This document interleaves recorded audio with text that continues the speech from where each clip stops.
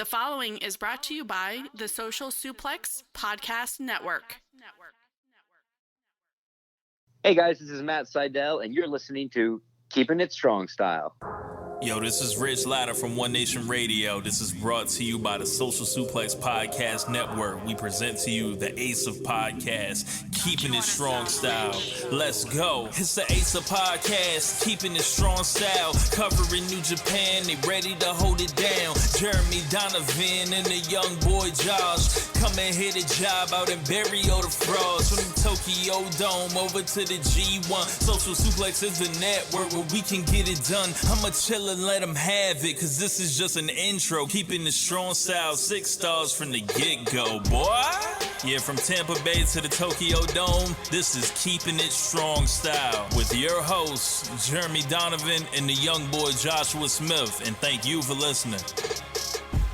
Welcome to Keeping It Strong Style, the ace of podcasts on the Social Suplex Podcast Network. Jeremy Donovan here with the young boy Josh Smith. On today's show, we'll review the first 2 nights of the Burning Spirit Tour and cover all the latest news in the world of New Japan Pro Wrestling. You can support our show by subscribing and following the Social Suplex Podcast Network or Keeping It Strong Style on the podcast app of your choice and leaving a rating and review. You also get all the podcasts over at socialsuplex.com. Check out our Pro Wrestling Tees store, prowrestlingtees.com/socialsuplex. That's where you can get your official Keeping It Strong Style t-shirt. If you enjoy this podcast, please consider making a one-time or monthly donation by visiting socialsuplex.com/donate and clicking on the donate button under the Keeping It Strong Style logo. This week's episode is brought to you by the NJPW EXT, the only browser extension for NJPWWorld.com, with features like dark mode, improved translations and layouts, custom and shared playlists, synchronized viewing parties, and much, much more. It takes NJPW World to the next level. You can visit njpwext.us today for details. Young boy, are you ready to talk about the joyous and peaceful world of New Japan Pro Wrestling? Yeah, man. So much has gone on in the greater industry of professional wrestling this weekend that, kind of lost in the midst of that was the, celebratory, joyous occasion that was fans returning to cheering for New Japan. Now, of course, for the other major companies, it's been this way for almost 2 years now, so it's nothing new for them. But like for us, Shinihan fans, this was something special. But it seemed to kind of get lost in the shuffle in the midst of everything that went on over this past weekend, which was a lot. Yes, this was a big wrestling weekend between several promotions. A lot of the major companies had shows running this past weekend. Of course, we do have some questions later on about the stuff that everybody's talking about, all the backstage, Donnybrook, the melee, the kerfuffle. Yeah. Oh man. People want me to shoot from the hip. Is that what you're telling me? Yes, they want us to come out here. They want us to tell the truth. They want me to pull out the pea shooters and go pew pew pew pew. People tune in for the no cap zone. They want to hear our hot takes. Hot takes on Phillip Brooks, Tyson Smith, Matt and Nick Massey. They want to hear the truth. Yeah, absolutely. Well, we're going to give it to them. You know what I'm saying? Actually, I got to be honest with you. Like, I have, I don't know. I've voiced my, views and opinions on this matter so much in the other circles that we kind of travel in, people we talk to day in and day out, that I'm like kind of exhausted by the whole thing. In fact, I'll tell you this much. I didn't even watch yesterday was a holiday. Made it a little difficult, even though I had the day off, it made it a little difficult for me to get around to watching, yesterday's Big Corkin show. So I pushed that till today. So I kind of have a fresher view on things, but also I mean, I was just like wrestled out between all the different shows that happened, and then the drama, and then the discussion of the drama. And even as we speak, everyone is like, sitting on the edge of their computers, refreshing Twitter. By the time this airs, the, alleged decisions and outcomes concerning what occurred post show with AEW will probably be made public, and we might not even know about it, or we might find out about it while we're on the air. I don't know, but it's kind of nice that you and I have this like little this little safety igloo that is Keeping It Strong Style we can kind of go into and shield ourselves from the dirty world of Western wrestling. You know what I'm saying? Yeah, nothing like that would happen in the hallowed halls of the Shinny-Han locker room. Yeah, the International Wrestling Grand Prix committee would never tolerate what has gone on, just in general. Just in general. Like, at least once every episode I watch of whether it's WWE or AEW, I see something that I'm like, I just know the committee would shoot this down. There's no way they would let this happen. Right. You think the head of the IWGP committee would sit next to their top guy and let him bury the rest of the committee? I'm not even talking about that. I'm just talking about, like, I just see creative ideas and, matches and just nonsense, just, stuff that happens on the shows. I'm like, the IWGP committee would never let this fly. Oh man. But before we dive into any New Japan action, first thing, gotta do some housekeeping business. I do have the results for our G1 32 contest. It was a very tight contest towards the end here. The winner only winning by 2 points. Oh, wow. So, I mean, what does that mean? Does that mean that this was the closest approximate ballot that we got? Or does this mean that there were several people that were like almost right on the money and he just came a smidge closer? Like, what are we talking about here? Yeah, so I think the second... He or she. I don't want to assume the gender. Right. I don't know the individual. I don't know. Right. The first place he won by, hold on, let me pull up the sheet. So you're saying he, and I see M Paul 82, and I wanted to say he because it's Paul, but that could be Meredith Paul. You don't know. That is true. So the entrant here, the entrant, the employee, yes, no, the official, yeah, the official here, has won the contest. M Paul 82, and M Paul, I will email you to get in contact with you. Get everything set up for your prize. So M. Paul came in with 69 points. Second place was 67 points. And then there was like 5 people who had 66 points. Oh, wow. Tight race. Did M. Paul 82 predict the finals correctly and the winner and everything like that? So M. Paul, he got Okada correct as the A block winner. He put Jay White as the B block winner, so he got that wrong. But he had Naito as the C block winner, and he had Ospreay as the D block winner. He had Okada beating Jay White, which Okada ended up being Tama Tonga, so he got points. He did beat the B block winner. Yeah, so he got points for picking that winner correctly. And then he had Naito going over Will. Wow. So I still should have entered a ballot because that was my final. And I mean, if I just was a little bit more accurate than them, I could have won this thing. Yeah. And didn't you have did you have Ospreay or Naito going to the finals in your actual like official, initial predictions? I think on the air I said Ospreay, I think, but then I think I ended up going with Naito. And going with Naito winning the whole thing. Gotcha. Okay. Well, congratulations, M. Paul 82 and everybody else that entered the contest. We thank you for your participation and better luck next time. It's like the G1. The one in G1 stands for M. Paul 82. Because there can only be one, like Highlander. Yes. The most accurate G1 32 picker this year. So now let's move into recommended match of the week. Second week in a row that we're starting with recommended matches because one of the matches features a match that happened last week on Dynamite that I figured that we would normally talk about on top of the show. So I figured let's once again do recommended match of the week, since we're talking about AEW trios match that happened last week.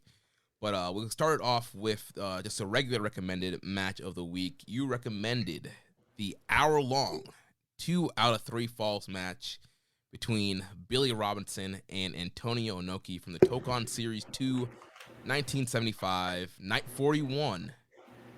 For the NWF Heavyweight title. Yes. Man, what a match this was. This was... Oh, you liked it? I mean, I don't know if I could, I'm going to go back and rewatch this match. I've only watched it once. I've never rewatched it. Yeah. But I mean, it was good. I mean, and again, and I always say this whenever we review older matches, you kind of have to transport yourself back into that time period. What was the working style then? Because I mean, obviously, from a 2022 lens, I don't think a lot of people would be watching this was a great match. I mean, there's not a ton of dives or flips or crazy high spots. When you go back into 1975, see what's kind of going around that time period, see how people are wrestling, this is a really good matchup. And I mean, a lot of times, we talked about this when we talk about strong style. People think that strong style is just the heavy hitting, the Ishii Suzuki match, the heavy hitting, the chops and all of that. But really, strong style is a lot too of grappling, submissions, that kind of realistic style of wrestling. And I feel like that was what was on display here in this match with Inoki and Billy Robinson. Yeah, and I mean, especially considering the root foundations in many ways of New Japan's strong style originate from that Lancashire style, popularized by the teachings of Karl Gotch, and in the early genesis of New Japan, the very first top program that they ever ran for their top title, and, in the main event scene was Karl Gotch versus Antonio Inoki. So Inoki kind of being the poster boy of, the company, definitely the biggest draw in Japan at this point, and someone who, was making waves for having these, mixed style contests with different, individuals from judo and karate and boxing and yada, yada, yada.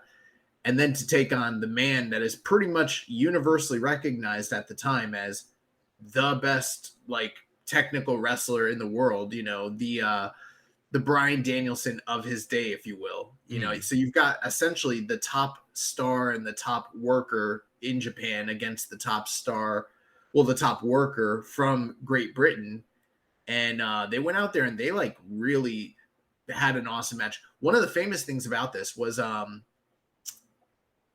don't want to mess up the story, but there's a tale where essentially I think Inoki tries to shoot on Billy Robinson a little bit early in the match. Mm-hmm. And Billy's not having it, and Billy just shuts the shit down. And then Inoki's oh, I'm going to have to work with this guy. Because Billy, this is one of the only tours he ever had in New Japan. He was not traditionally a New Japan talent and wouldn't become one after this. He spent most of his career in either, I believe, IWE and then All Japan. But in between those stints, he did this, this tour with New Japan and did the big house and the big gate with Inoki, and pretty much universally recognized as the top New Japan match of that decade.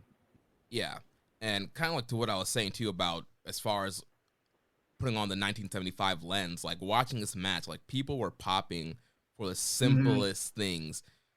Put on octopus stretch, people are losing their mind. You put on a Boston Crab, you put on an arm lock, you do a big suplex. You would think that somebody did a destroyer through a table, the way that the crowd was reacting to some of these, what we would probably nowadays consider basic or simple wrestling moves. I think there's a ton of really good grappling here. And like I mentioned, with 2 out of 3 falls, they went 40 minutes before the first fall, which Billy Robinson got off of a backslide.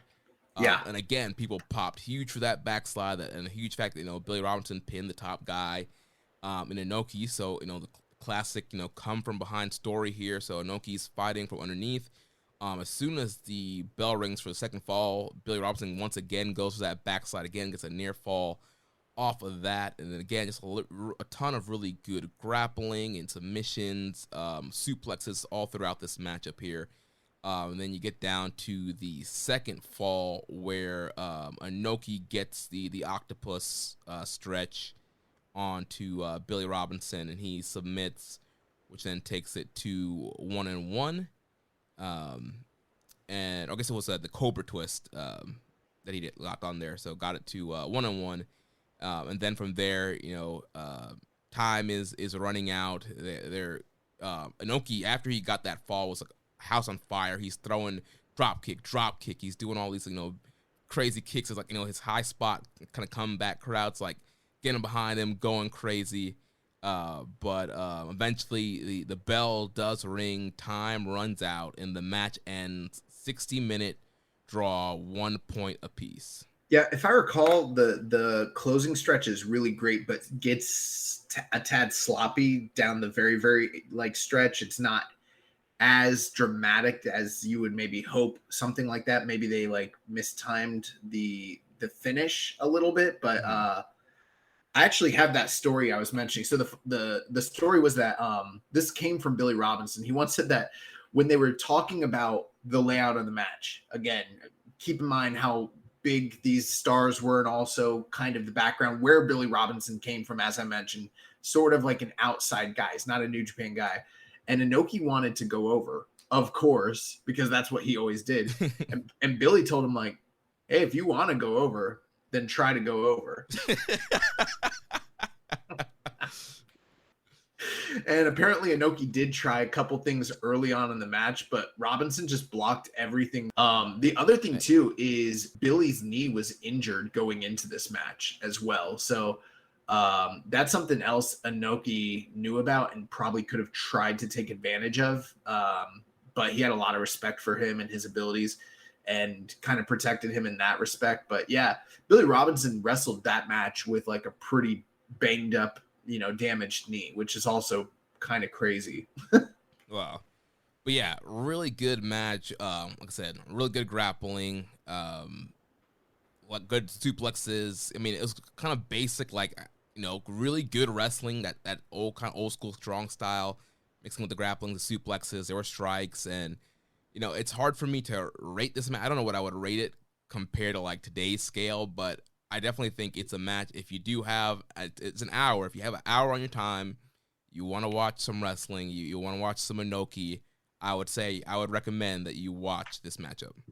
Yeah, I would say that this is probably the best prime Inoki match that you're going to find. I mean, there's a few other examples you can point to, maybe the 88 match with Fujinami, which is also an hour long, or maybe the 96 Vader match. But by and large, you're not going to find too many true classics with Antonio Inoki. But this stands out probably head and shoulders above all the other ones. So, I mean, this is probably the prime example of why he was so great. And you could probably speak to this too, Jeremy. I mean, the one thing is the crowd, they eat up anything he does, which is nuts, considering how basic it is. And they didn't do that for just anybody. But for whatever reason, Inoki was one of the guys that, yeah, he was a star. Yeah, he was, a great performer, but he had this connection to the audience that kind of has never really been replicated in Japan, honestly.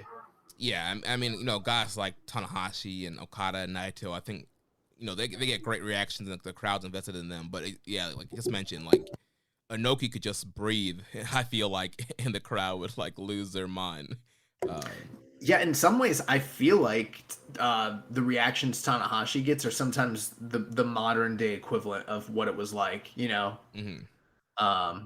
So yeah, I'm glad you got to check this out. And also speaking to that recommendation, I mean, if you are a real New Japan fan, there's, for instance, if you're a WWF fan, there's a few matches that regardless of how quote unquote great they are, you just have to see them because they're part of the mythos, they're part of the canon, and it's Andre Hogan, Hogan Warrior, Brett Bulldog, stuff, Steamboat Savage, those, the matches everybody kind of knows that are classics that really have vast importance to the company. Well, Billy Robinson and Inoki is like one of those keystone foundational New Japan matches. And it's like, if you haven't seen that one, you probably need to see it, honestly. Yeah. All right, then for the excursion match of the week, I picked the finals, or I guess the semifinals of the AEW Trios tournament that happened last Wednesday on Dynamite. Will Ospreay and Aussie Open taking on Kenny Omega and the Young Bucks. Yeah, I really, really, really, really enjoyed this match. In fact, by and large, I really enjoyed the AEW Trios Tag Team Title Tournament just in general. I would go as far as to say that this is an easy candidate holistically for the best tournament that they've ever put on. I can't think of, they've had good tournaments and they've done quite a few of them, but I can't think of anything else that just match per match storyline, running through the whole thing has stacked up and been as enjoyable to watch as this one was. In fact, I would like to see like a comp tape of all the tournament matches. That way you could just binge them. You know what I mean? That'd probably be like an incredible watch. But yeah, I really, really, really like this match. I thought the crowd was hot. The teams meshed very, very well. Obviously, a lot of the story here is Ospreay and Omega, and even from the very entrance, Kenny Omega's doing his gimmick entrance, but they've altered it in almost every way so that every single accolade, every single acclaim that he receives is somehow a dig or at Will to Will Ospreay's expense, which was hilarious. And I do kind of feel like part of the story of the match was Ospreay wanting to get his hands on Omega might have been somewhat the downfall of his team, and being too tunnel vision on getting revenge and on getting his hands on Kenny and besting him, as opposed to trying to win for the team. But these guys went out there, they had incredible exchanges, high flying, like Dave Meltzer likes to say, incredible moves. If hypothetically you didn't see this and Inoki Robinson, having a technical mat special from 1975 isn't quite your bag, then you might want to check this one out, because these guys were flying, flipping all over the place. Tons of dives, tons of incredible sequences. Obviously, Aussie Open, we've seen what they can do with, like lighter, high-flying tag teams, especially like with the Velocities. Most recently, we covered that on the show. And this was, in many ways akin to that. Kenny Omega, Matt Jackson, and Nick Jackson, they're phenomenal as always. They did the really cool spot where very similar to the famous PWG 6-man tag that the Bucks and Adam Cole versus Ricochet, Matt Sydal, and Will Ospreay. There's that famous moment where the Bucks are going for the Indie Taker, and right when Nick is, springboarding off of the rope, suddenly Will Ospreay comes from out of nowhere and gives him an Oz Cutter. They did that here.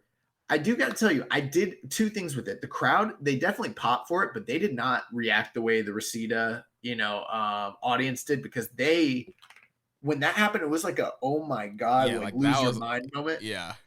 And this audience didn't quite react that way. The other thing too is the way that the camera shot it, they tried to shoot it in a way where Omega or Ospreay is out of view, so that when he comes into frame, it's like more surprising. But I got to tell you, I prefer the way it was shot in PWG with the wide angle. Mm-hmm. Sometimes I think they get a little too cute sometimes with the AEW production with the camera shots, and they try to do that WWE thing where they cut the guy out and they're supposed to come into frame. But I don't know. They don't do that too much in New Japan. I like the camera work in New Japan a lot more. You know what I mean? Yeah, that's definitely a Western wrestling trope. I see it in pretty much all Western promotions where they have that kind of big, like, out of nowhere springboard move or somebody's going to break the pin up off a top rope, but it's focused on the pin. But then sometimes the downfall, sometimes you miss it. Sometimes people miss when a guy springs in and it's a bad camera shot. Well, also the camera guys miss stuff just themselves. And there was 2 or 3 times where the timing was a little off because there was so much happening in this match.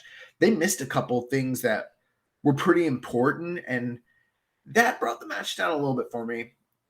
The commercial breaks, like last week, a little bit hurt, but you can still see what's going on.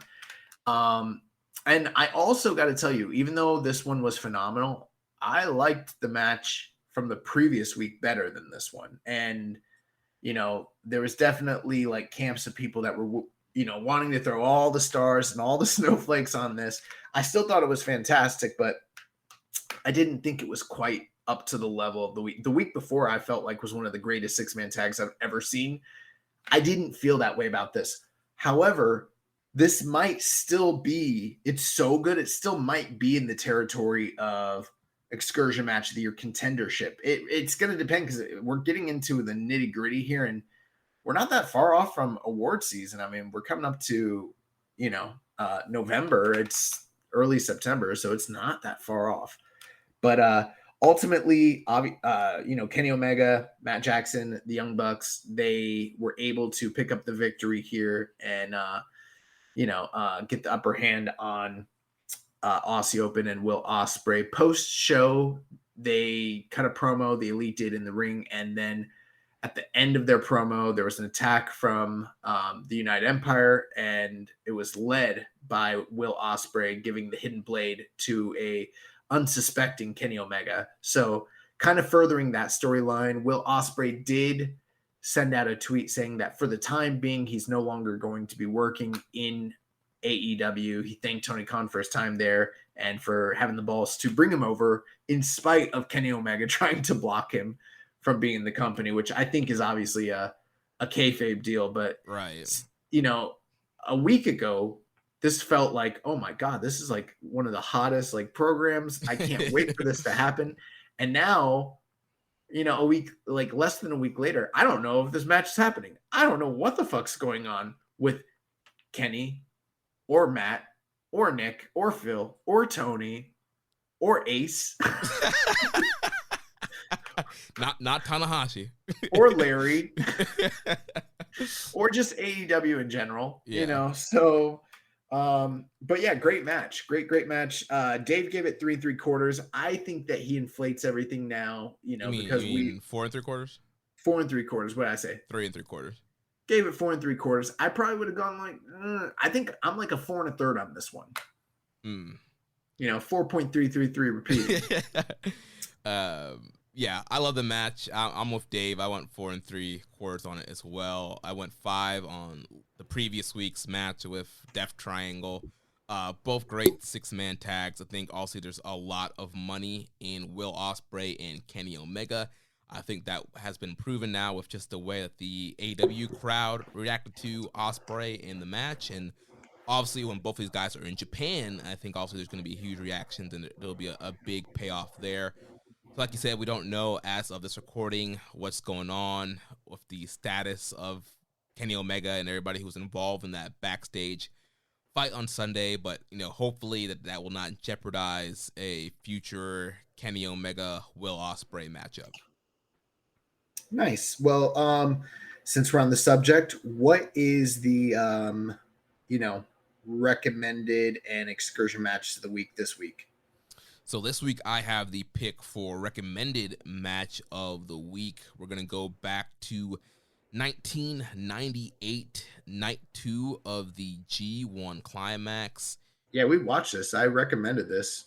Oh, we did? August 12th, 2020. Oh, well, we're going to run it back again.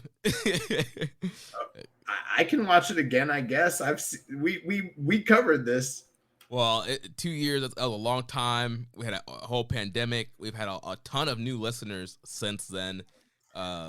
That's fine by me. It's one of my favorite matches, so fine by me. And I recommended it to you. Although I will tell you, Jeremy, there's a reason we have a catalog list of matches. I know. I need to update it from the last several weeks, and I should have looked at it before I made this pick, but I did not remember watching this match.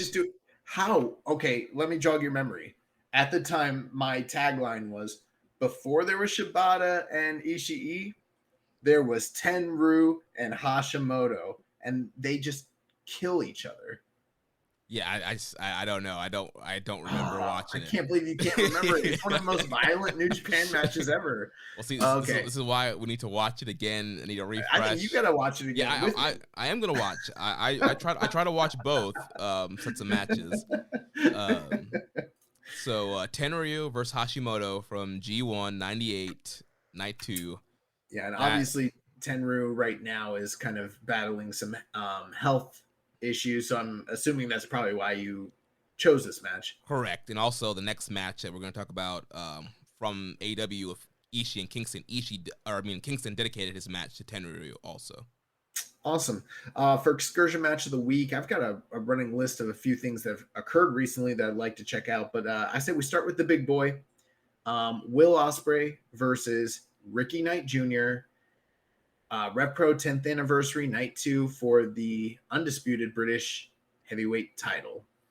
Yeah, I mean, I've seen the ratings. I've seen some clips. I mean, at this point, can we just name this the Will Ospreay Excursion Match of the Year award?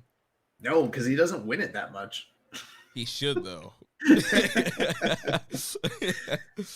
Nice. Well, let's go ahead and jump into a couple things here. So one last, I guess, AEW related thing, but it is crossover material. So on Sunday night during 0 hour, the All Out, what do you call it? Preview show?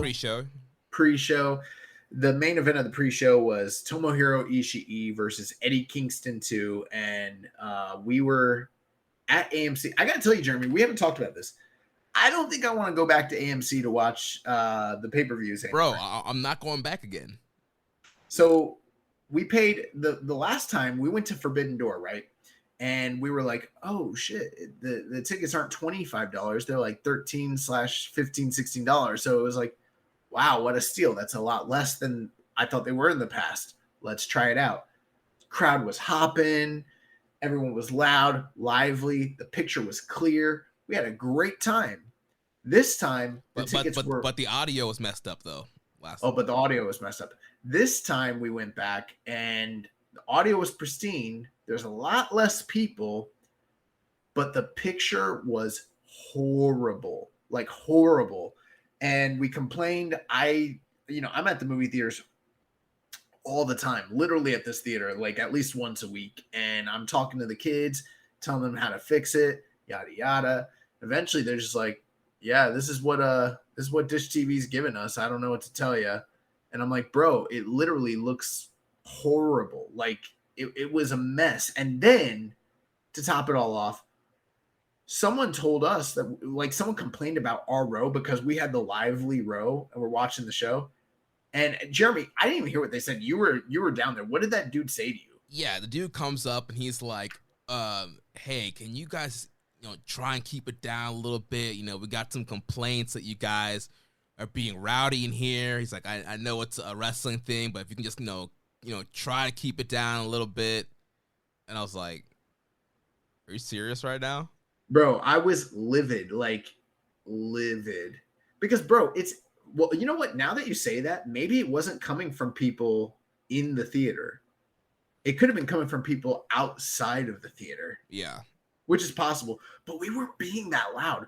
We were very much more toned down from the way we were at Forbidden Door. I mean, obviously, the show wasn't as good. Right. I don't think we were, we popped for big moves. We clap, we got into the guys we liked. But I don't think that we were so loud or so rowdy that somebody would need to complain. It's like, bro, it's a sporting event. It's not a movie. It's not the same thing. I understand the etiquette. If you're going to watch, the latest Marvel film or something, sure, silence your phones, don't answer text messages, yada yada. Yeah. This wasn't that. It's wrestling. Right. Like, essentially, you should be able to act like you are at a live show. And that's what we did at Forbidden Door, and there was no complaints, and everything was fine. And we were trying to do the same thing here, but apparently somebody was not happy. And, you know, I did see, like, a lot of people in front of us kind of going in and out, and I was trying to scan, like, all right. Yeah, so, I mean, it was us, and then my girlfriend was with us, and, like, you know, obviously, you know, I don't give any fucks, but but she does, and so, like, I don't want to get myself in trouble, so, like, I didn't do anything, but, like, I was a hair triggers away from, like, you know, saying something to somebody, like, because I was pissed, bro, because it's like, bro, if it was someone in that theater, I'm like, you are all grown men. You can't turn around and have a word with us. You can't speak words. Yeah. And say, like, hey guys, can you but at the same time, like, why would you want anyone to quiet it? Like, so you can't, like, the sound quality was incredible. There was no way we were in any way infringing on someone else's enjoyment of the wrestling pay-per-view show, unless they just didn't like how we were booing Punk. I don't know. Yeah, or, you know, we make some snarky comments sometimes too, so I don't know if that was part of the issue or whatever it was. They're like, what did they say about XYZ wrestler? Oh no. They're burying Jim Ross. I will not stand for this, sir. What did they say about JR? All right, let's go. Yeah, I don't think I'm gonna do it again because dude. And you know what? That wasn't really the big issue. The biggest issue is, like, for $25, which yeah, I mean, that's not a lot, but that's half the cost of the pay-per-view. You know, if our whole group that was there was in one house paying for it, we'd be spending a lot less money. And the picture was horrible. I'd get a better picture going to a pirate site and pulling the pirated stream off if I knew how to do that. I've never done that, but if I knew how to do something of that nature,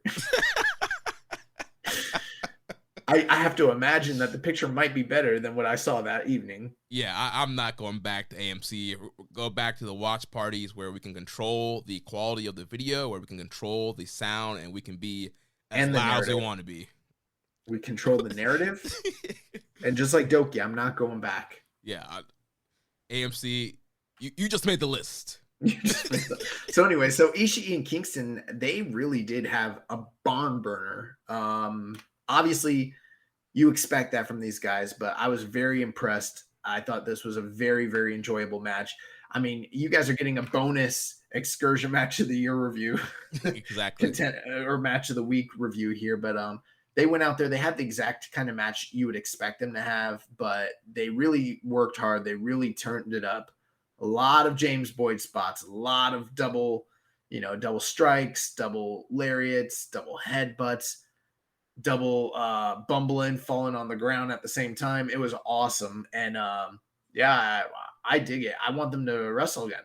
Yeah. It's also the second match. The first match was at Capital Collision, the DC. This one was better. Really? I thought this one had more time, I felt like, and I thought the crowd was hotter. I think the crowd was definitely hotter, but I feel like Capital Collision got more time. Maybe I'll have to rewatch, but I feel like I like the Capital Collision match a little bit better, but this match was great also. And like you said, exactly what you expect. Big chops, no selling, firing up. Kingston ended up getting the win back here, so now these guys are tied at 1 apiece. And I would love to see this again. You know, there's rumors of interpromotional match of this that could potentially happen at Wrestle Kingdom. Why not do Ishii and Kingston again, rubber match at the Dome? Yeah, I mean, that's they could do it pretty much anywhere as far as I'm concerned. And I mean, the nice thing with this is, like, it's just a kind of easy plug in and play sort of rivalry. You don't really need much more story beyond the fact that, like, they're two bad motherfuckers that don't like each other, and they're gonna go out there and try to kill each other. Yeah, Kingston was trying to give Ishii respect after the match, and Ishii was having none of that. Yeah, so Dave gave the match 4 3/4, the one from Chicago. Oh, they're both from Chicago, huh? Was that? That was Windy City Riot. not Capital Collision. Am I wrong? No, it was Capital Collision. For some reason, I thought it was Windy Sea, right? Anyways, the earlier match from May, he gave that 4 3/4. Cage match users have it at 8.46. We don't have his rating on the AEW show, but the cage match users have it at 8.33 currently. So you might have something to that. You know, it looks like the one that you like is rated a smidge higher, but there are a lot less ratings on that one as well. This one has like, 100 more people voting on it. So it's Right, the AEW match is obviously more viewed free match on YouTube versus the Fight TV pay-per-view. I think I went 4.5 on the DC match, and I'm 4.25 on this one. I think I would have gone like near 4.25, 4.5 for both of them. So I don't know. I'm not totally sure, but they were both really outstanding matches. And I want to see him do it again. And I love that, Kingston was just pissed because he's trying to show all this respect to Ishii and Ishii's not having it. He's like, nah. Also, what the fuck do you think Ishii was doing? Do you think Ishii was in the back like all night, like just chilling with the boys when the chaos ensued? Or do you think he was on the pre-show? You think he just like wrapped it up and went home? Yeah, dude. Yeah, there's no way Ishii is sticking around. Did the job, went to the pay window, and got on the first flight back to Japan. But I like to imagine that he was there, like he was chilling in the back with Larry whenever, like he was among the consortium of individuals that had to break up Ace Steel and Kenny Omega. Yeah, he was pulling Ace Steel off of Kenny. Oh, he's like, oh, you want to bite? I'm Stone Pitbull. But speaking of that, we have a question here from Oscar Rooney. He says, is Ishii the kind of guy who would bring the tea to the NJPW locker room? And how great was that moment of him not accepting the respect of Kingston after the match? Yes, and yes. Ishii's flying back like, Okada, you'll never believe what your boys, the Young Bucks, they were wildin'. Suga Bayashi, come here. I gotta tell you exactly what went down. Okay. Oh my gosh. Yo. He called up Harold, man. He's like, yo, you were right not to do a business with these dudes. I don't know what we're thinking right now. Yeah. They should have listened to you. Fuck a forbidden door. Someone got bit, my guy. No cap. Oh my gosh. Oh man. But yeah, so, the after post match was great also, with the whole Ishii rejecting Kingston respect, and will definitely build, I think, to a third matchup. Nice. Well, let's jump into Burning Spirit. So last week on September the 2nd, Burning Spirit Night 1 occurred. This was the first show that has been televised of the tour. There was no cheering for this particular evening, but in many ways, very similar in match structure and layout to the bigger, 9-5 show. The results here, we saw DKC defeating Kosei Fujita. The House of Torture team of Togo, Evil, Sho, and Yujiro defeated the Chaos team of Goto, Yoshihashi, along with Oiwa. Third match of the night, 6 or 9, with Jado, defeated the United Empire team of Francesco Akira, Gideon Gray, and TJP. Fourth match of the night, Aaron Hanare, Great O'Khan, and Jeff Cobb defeated the Bull Club team of Fale, Chase, and Ghetto. Fifth match of the night, Hikuleo, Kenta, and Ishimori defeated the Great Bash Heel team of Togi Makabe, Tomoaki Hanma, along with Kushida. Semi-main event, we saw the Suzuki-gun team of Despi, Taichi, Kanemaru, and ZSJ defeat the LIJ team of Bushi, Hiromu, Sonata, and Naito. And in your main event, we saw TMDK, Tito, Jonah, and Shane Hayes defeat the cast team of Okada, Yano, along with Tanahashi, 12 minutes and 4 seconds. We did have a question regarding this show. Rambo and Slam Pig said, I don't really have any questions other than to ask how you guys felt to watch an NJPW show with cheering again. Oh, okay. So this was a lead into the 9-5 night. Yeah. Okay. So on 9-5, we had Burning Spirit Night 2 in Cork and Hall with the return of cheering. And I mean, I figured I'd just read the results in this one too. We can kind of talk about both these shows and answer his question. Yeah, let's do it. Awesome. So we'll get to that question here in one moment. The opening match of the evening, Minoru Suzuki defeated Bad Dude Tito. Second match of the night, Goto, Yano, Yo, and Yoshihashi defeated the House of Torture team of Togo, Evil, Sho, and Yujiro. Third match of the night, Fale, Chase Owens, and Hikuleo defeated Gideon Gray, Great Okan, and Jeff Cobb. Fourth match of the night, Hanare, Akira, and TJP defeated 6 or 9 along with DKC. Fifth match of the night, Jado and Kushida, they defeated Gato and Taiji Ishimori. Sixth match of the night, ELP and Kenta defeated Bushi and Shingo Takagi. In your semi-main event, we saw the team of Hiromu, Sonata, and Naito defeat Despy, Taichi, and ZSJ. And the main event, we saw the Mega Aces, Tanahashi and Kazuchika Okada defeat TMDK team of Jonah and Shane Hayes, 16 minutes and 17 seconds. And we did have that question. So Rambo and Slampig said, I don't really have any questions other than to ask how you guys felt to watch an NJPW show with cheering in Japan again after all this time. It put a big smile on my face. Well, Rambo and Slampig, it put a big smile on my face as well. It was so good to hear a vocal New Japan audience again. You know, we've been almost 2.5 years without any cheering at all for New Japan shows, all clap crowd environment. And so it was great to just see it. The crowd did not forget how to cheer. They were like, it was, you know, riding a bicycle. They didn't forget. They were right back like they were pre-COVID, you know, cheering for people's names, chants, and it was just a great experience, you know, from the opening matchup there with Suzuki and Bad Dude Tito. Bad Dude Tito comes out. He gets a good reaction, which I think, you know, lays precedent to what we've been saying on these tours. Even though there are clap crowds, you can tell when certain guys are getting over and when the crowds are starting to like a certain guy. And Bad Dude Tito, he got over in those G1 undercards, and the Korakuen crowd let him hear it. They were chanting. There was big, you know, Tito chants throughout the match, and the, you know, Korakuen loves the underdog, and they were getting behind Bad Dude Tito. And then of course you have Minoru Suzuki coming out. We get the big Kaze ni Nare no Suzuki incident. Huge. Yeah. Big cheer for that, and yeah, throughout the whole match, big cheers for Suzuki and Tito.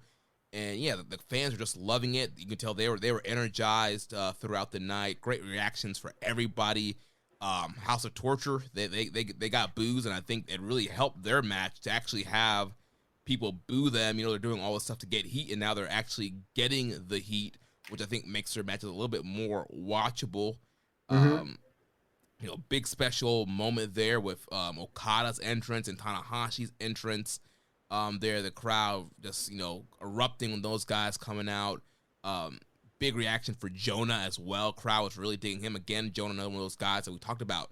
He got the oohs and ahs during the clapping, but that Korakuen Hall crowd, now that they could cheer, they were all behind Jonah and getting behind him during this match. Damn, dog, you ran down the whole show. Sorry, man. Just outside about this show. Yeah, I could tell you were really digging it. No, I echo your same sentiments though. I really did enjoy the show. You know, I gotta tell you the truth. For me, this was essentially like a spruced up Road to show. Like there wasn't. I should take that back a little bit. I felt like after they came back from intermission, the like last 3 matches of the night kind of kicked things into gear and probably elevated it to a level that was slightly above that. But by and large, there wasn't like too much to really sink your teeth into. Like there wasn't big angles, post matches, promos, anything like that. The meat and potatoes of the show was we're going to have matches that are previews, but the crowd is going to cheer.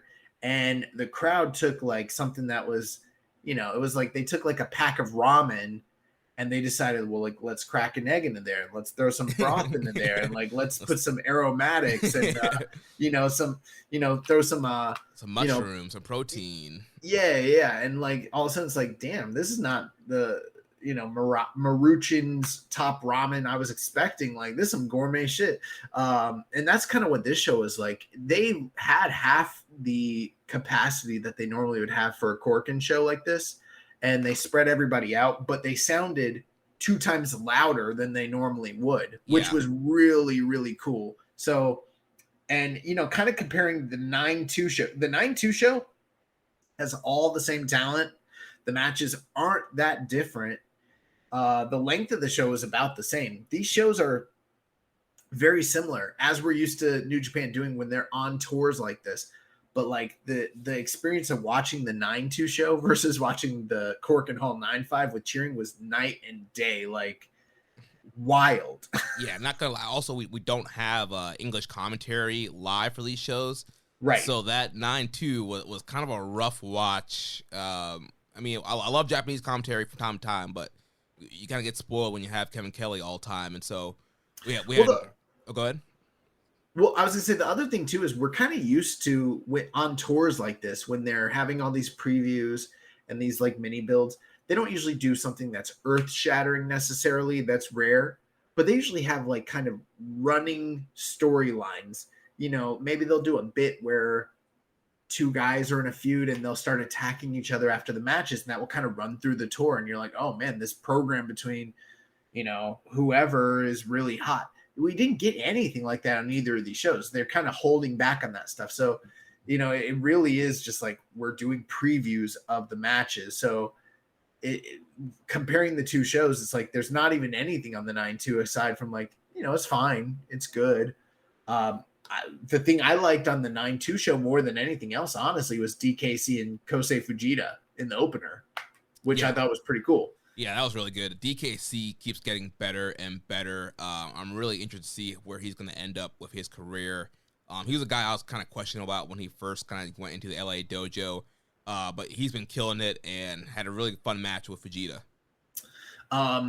As far as other things you mentioned, I noticed when Badu Tito first walked out, he wasn't getting any reaction. They were very quiet, but it might be because they don't have big screens where you can see the person coming out, and they probably didn't recognize the music. I don't know if he's ever come out with his own music. Right, that was the first time that he's ever, at least on New Japan proper, that he's come out with his own music. Right, and he started to get a reaction, but one thing I noticed was once he got in the ring and he started doing the flexing, and he got up and he like started doing the posing, and he got up on. I'm like, this guy's got dude. Yeah, bro. Like, if we know anything about like, you know, Japanese wrestling audiences, they love a big motherfucking American who goes in a singlet. In a singlet. They love dudes like that. And I was like, man, this guy's really got a presence about him, like, and the crowd was eating it up. So even if at the beginning of the show they weren't into him, by the time like 30 seconds into him being in the ring, they're like, oh yeah. Tito. Yeah. But Suzuki, when they did the Kaze Nino, that was the perfect, you know, first guy to come out to get the, you know, excitement going. And we haven't had a singles Suzuki match in quite a while in New Japan, or at least in New Japan, in Japan. He sat out the entire G1. So this kind of feels like it's been a while coming. And that was pretty special. One thing you didn't mention, so Tanahashi coming out, that was special. He got a huge reaction. Obviously, he's crying like he always does. Cried after the match. Okada, when he came out in his regular duds, but they had like a black light.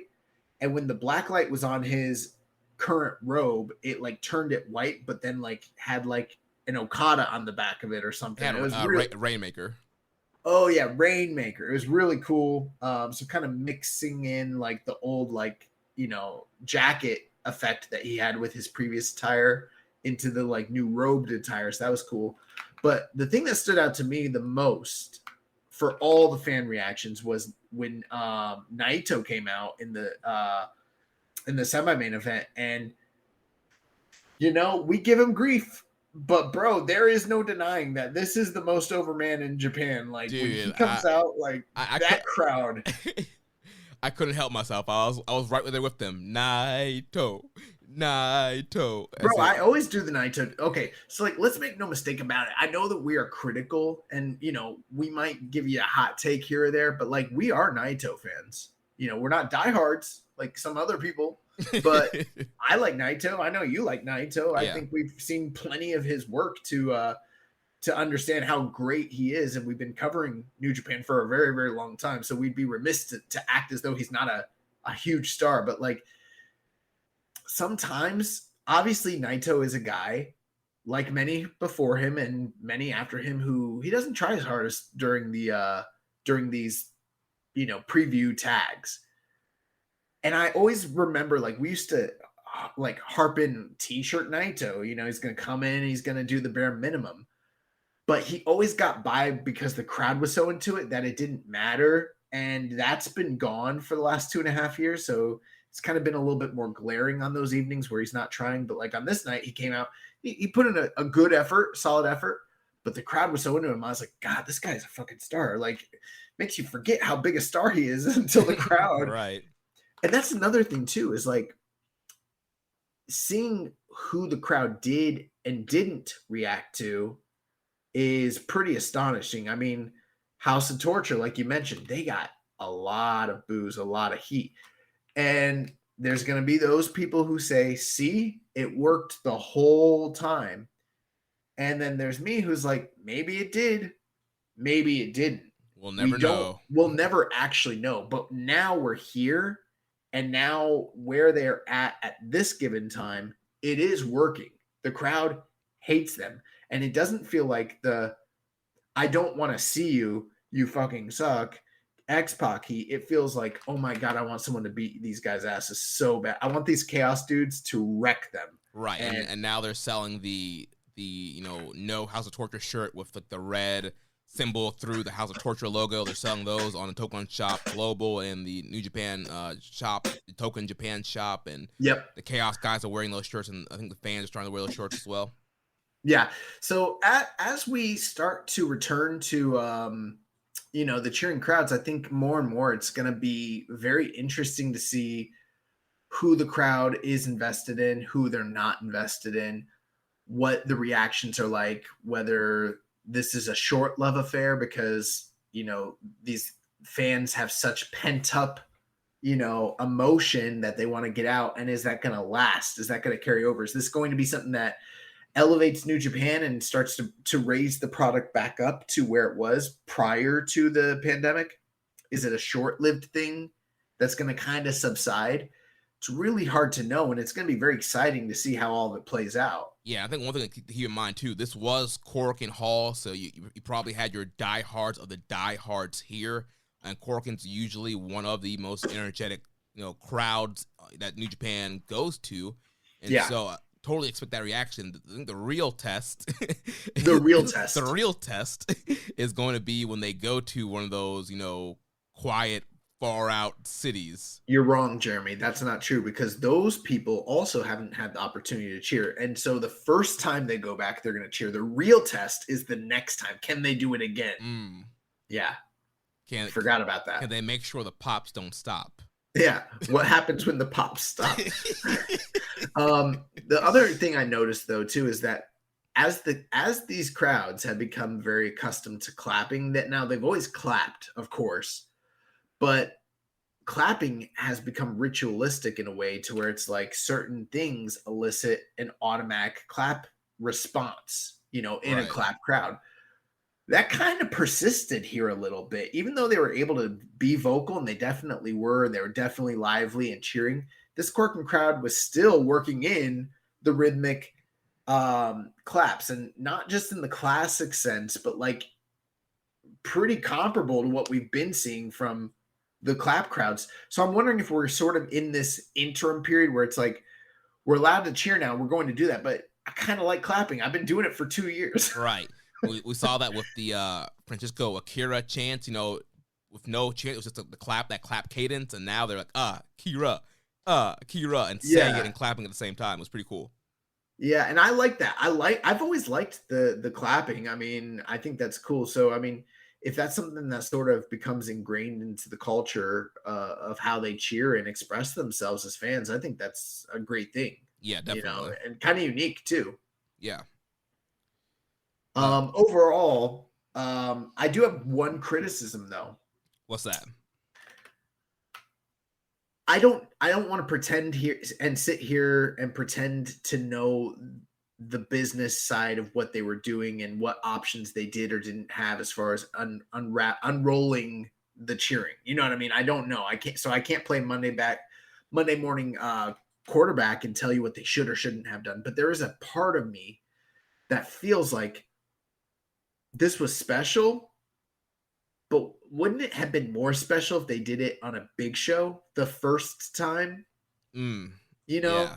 like I, for instance, just to kind of give you an example, like what if they'd been able to do it at the G1 final? You know, Yeah. and then instead of this being the first one, this would be like the first Korakuen where they're cheering. We already got it on the big, you know, at Sumo Hall or the Budokan or whatever. And I'm not saying they should have held it off till the big show at the end of this tour. That would suck. But, you know, it kind of feels like a missed opportunity not being able to do this on a bigger stage. And it feels like, you know, maybe this was the only chance they had. So I can't criticize them too hard for it.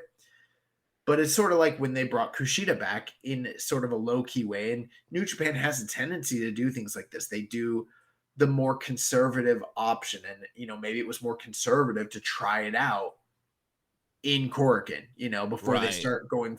And that's fine. But sometimes I like when they're bold. I like when they do big things on big shows, big moments. You know, look at WWE this past weekend, like how incredible that Clash at the Castle was. I'm not saying that need to be that, but like, you know, when you have a big stage moment like that with a huge audience and crowd, how much better would that Osprey and Naito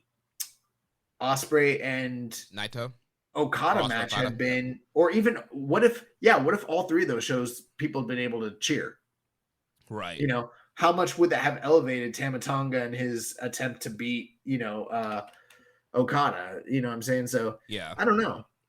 Yeah, it's kind of hard to really fully criticize because again, we don't know what their options were, what the restrictions were. I know certain cities, certain buildings all had their own rulings and what you could do, what you couldn't do, and so right, and that's why I don't know. Right, but I do agree. I mean, I do think it would have been better to do it on a bigger show. Or even if you're going to do it here at Korakuen, maybe they could have loaded this Korakuen up a little bit more. Also, you did have, you know, that big Suzuki singles match with Bad Dude Tito. But then everything else was just kind of previews. And I get it. They're trying to build to Burning Spirit in Kobe at the end of the month. They're trying to build to Declaration of Power in October. But I still feel like they could have done some other singles matches. Like, why not do Okada versus Shane Hayes? Why not do Tanahashi versus like whoever? For this first show? Right. Yeah. And I mean, there is something to that. There's also the other side of it. It's like, well, why do you want workers to not have the opportunity to be on that first big show, you know, with cheering crowds, you know, you monster. I mean, they could have easily tightened up some of this stuff. They could have made some stuff 8 or 10 man so you could make room for a couple more singles matches. I'm not saying remove anybody from the card. I'm thinking shift some people around and make some, you know, special singles matches. Definitely possible. Definitely. I mean, I feel like, just look at like Jado and Kushida. Maybe you have Jado and Kushida team up with Bushi and Shingo to take on the combined Bullet Club teams of Gedo, Taiji Ishimori, ELP, and Kenta. You know, or something like that. I don't know. But any key takeaways that we haven't discussed on the show or about this show? Like I said, I really liked the top 3 matches. I thought ELP and Kenta against Bushi and Shingo was pretty enjoyable and was sort of like where the mood shifted on this show. Yeah, that's another thing. ELP, he has his hair cut like Shingo, has a new shirt. ELP is my daddy in the LIJ Shingo font. Yeah, I was like, oh, is this guy like just jumping on the, you know, the modern mullet bandwagon? I was like, oh my God, he cut his hair like freaking Shingo. Yeah, and then the ELP is my daddy's shirt that he gave to Shingo at the beginning of the match, which Shingo was not happy about and threw it into the crowd. And you know what? So far in all their interactions, he seems to have Shingo's number. Yeah, I mean, the shirt is not a lie right now. ELP is owning Shingo right now. Pretty much every interaction, ELP is either beating Shingo or their team has gotten the win.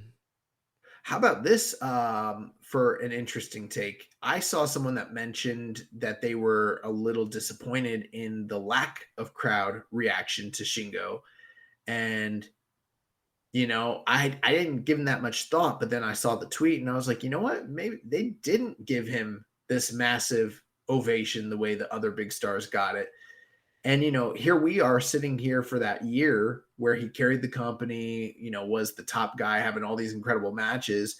Clearly the crowd was into him with the claps and everything, but I'm wondering if maybe because his station has lowered over time, the investment isn't quite where it was when he was champion, or could it be that even though he is like, people really like him, they don't see him at that level and they never did. And it's something we weren't privy to because we were in a clap crowd environment. Right, yeah, that's the disadvantage of the clap crowd. I mean, there's only so much you can tell. I mean, you can tell when they do like somebody, but it only goes so far. And like you said, I think the crowd, they do like Shingo. I would say he's one of their favorites. He's a part of LIJ, the top faction in New Japan right now. But yeah, when you compare his reaction to Tanahashi, Okada, even Jonah, a newcomer on the scene, Shingo's reaction wasn't that way, and it's kind of hard to know exactly what it is. I mean, right now, I would like to think it's maybe just the feud that he's in right now. It's kind of a lower card feud. It's KOPW. I mean, you look back to like when he was killing the junior division and had all those great matches in Cork and Hall. He was getting big reactions then. So I don't want to think it's like they completely have, quote unquote, turn on him or not as favorable as on him. Yeah, no, and I don't think that this is, you can't just label somebody off of one reaction on one evening. That's nothing. But, there have been, like, for instance, when they took the belt off of him, the Western reaction, especially from the hardcore New Japan fan base, was like, what are they thinking? This is crazy. This is our guy. He deserves so much better, blah, blah, blah. But, the guys that are booking are a lot more privy to what the domestic audience's feelings and reactions actually are like, because they can interact and, also gauge things by talking to the audience, maybe when the show's over, or even looking at merch sales or whatever metrics that they were using. And maybe they know more in those respects than we do, and so you got a bunch of smarks over here being like, justice for Shingo. He should have been the Wrestling Observer Ric Flair Luthez Award winner. And it's like, you don't know, bro. Like, we're not over there. Right. So I thought that was interesting, but I really liked this match, and I am looking forward quite a bit to ELP and Shingo. Obviously, the feud that's ongoing between Suzuki-gun and LIJ has been pretty riveting. We're leading to that tag match between Sonata and Naito against Dangerous Tekkers, and I feel like that's really heating up. I thought that this match, the seventh match, the semi-main event, for me, that was match of the night easily. Big recommend. It's one of the more enjoyable tags I've seen in New Japan this year. And I really loved the finish where they subverted expectations, where Taichi starts to go into the sequence where he rips off his pants. And right as he's going into that sequence, Sonata hits him with like an O'Connor roll and like rolls this man up and beat him. I thought he was going to do like a capture German, the way he was grabbing him. But yeah, he did that O'Connor roll, rolled him up, and pinned him. And yeah, I was not expecting that. And that was a very fun way to end the match up there. Really fun, creative finish. But yeah, the interactions between all six of these guys is so good. And they're building up these feuds here. Seems like we're going to get another Hiromu Despy match. And then later on this tour, we have Dangerous Tekkers versus Sonata and Naito. And we know Sabre and Naito have kind of been like on and off feuding this year, and just with their interactions and kind of their pre-match and post-match kind of antics has been fun to watch also.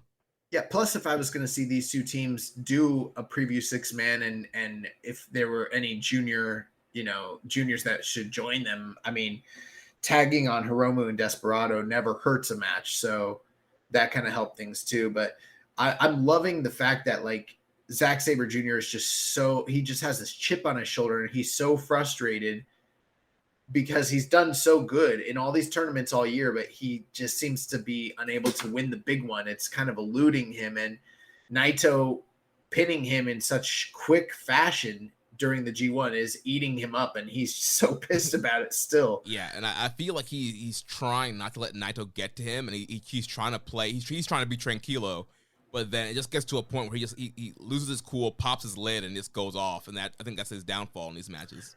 Speaking of tranquilo, I mean, did you peep those tears from Naito when he came out, when he was coming through the crowd? Yes.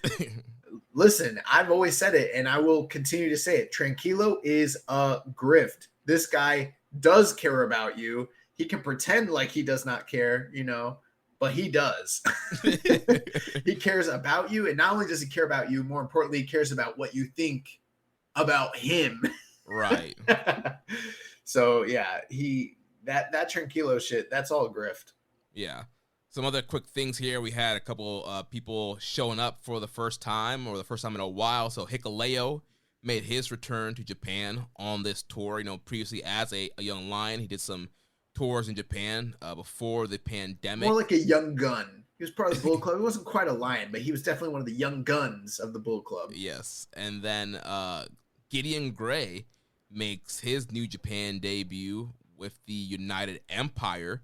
And I feel like Gideon Gray got some good reactions in his Corkin match. And well, he's hilarious. Yes, this dude, oh my gosh. In fact, he was one of the standouts from the night previous where I saw him. He was teaming up and he was involved with that 6 or 9 6-man tag. And they did the spot where, he's in the ring with Taguchi, and Taguchi is, just lays him out. He goes to the corner and he starts hyping up the crowd, and he's letting everybody know he's going to give him the Bumbaye. And he's really into it, and he's going crazy, and the crowd's going crazy. And Gideon Gray's just laid out on the mat. And then he's like, hyping, and then he's like ready to do it, and he looks over, and this man is still just laid out.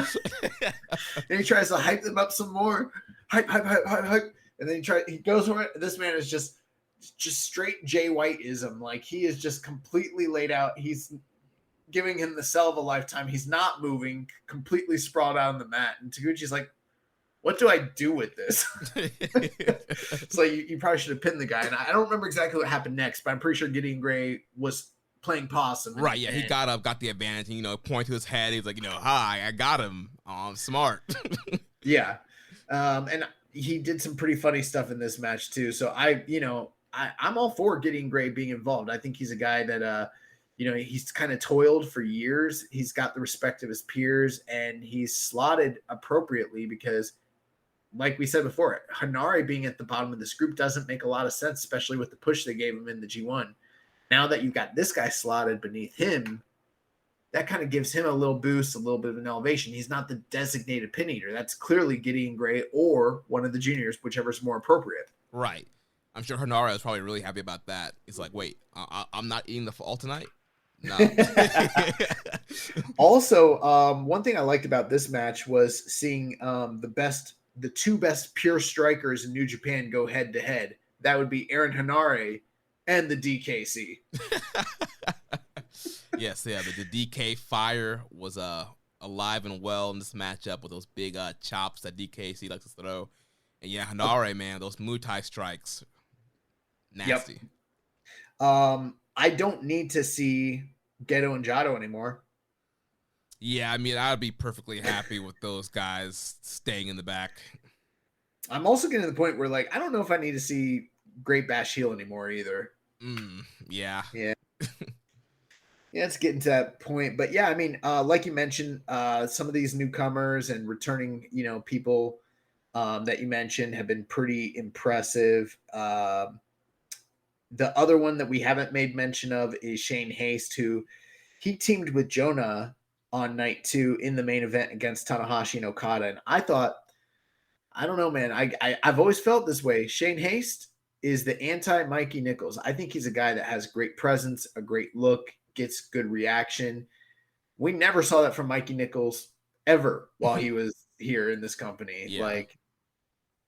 But I would say, though, he didn't get a big reaction, though, from the crowd at first. Not a big reaction, but I felt like he is seasoned enough, and I've seen him do this plenty of times in NXT, where, yeah, he didn't come in with a big pop, but as the match progressed, he was able to get people, invested in what he was doing and into him as a character. a bit. Like, I'm not saying this was a star-making performance, but they weren't apathetic to what was happening to him or by him in the match. They became invested, and you know, he knows how to work a crowd. Yeah, and so yeah, he definitely did that here in this match. But yeah, it was good seeing him in Japan, and I think he gels really well with Jonah and Bad Dude Tito. I think they're a cool unit. Looking forward to seeing what they're going to do with these guys. I'm sure that him and Nichols will probably be in World Tag League. But it's a fun addition to have. You know, we always talk about wanting to have new units, new factions to shake things up. You know, we had United Empire last couple of years now, but it's cool to finally get, you know, TMDK formed and in Japan now. It's also rare to see Tanahashi and Okada pick up a win when they're teaming together ever. So yeah, that was cool.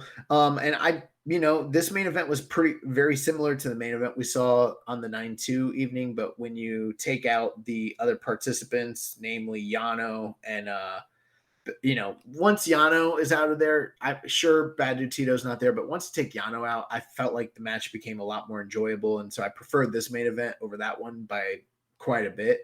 And like you mentioned, the crowd is so into Jonah. I am still wondering where we're going with Jonah, if this is a guy that's, on his way back to Orlando, or if he's going to be sticking around. Hard to know for now, but I like the interactions with him and Tanahashi and him and Okada. And I dug this main event. I thought the top 3 matches of this night were all very good.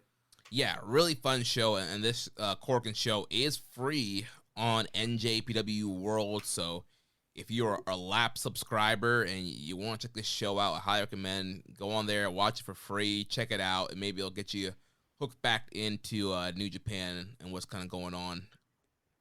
So we have some questions here concerning the show.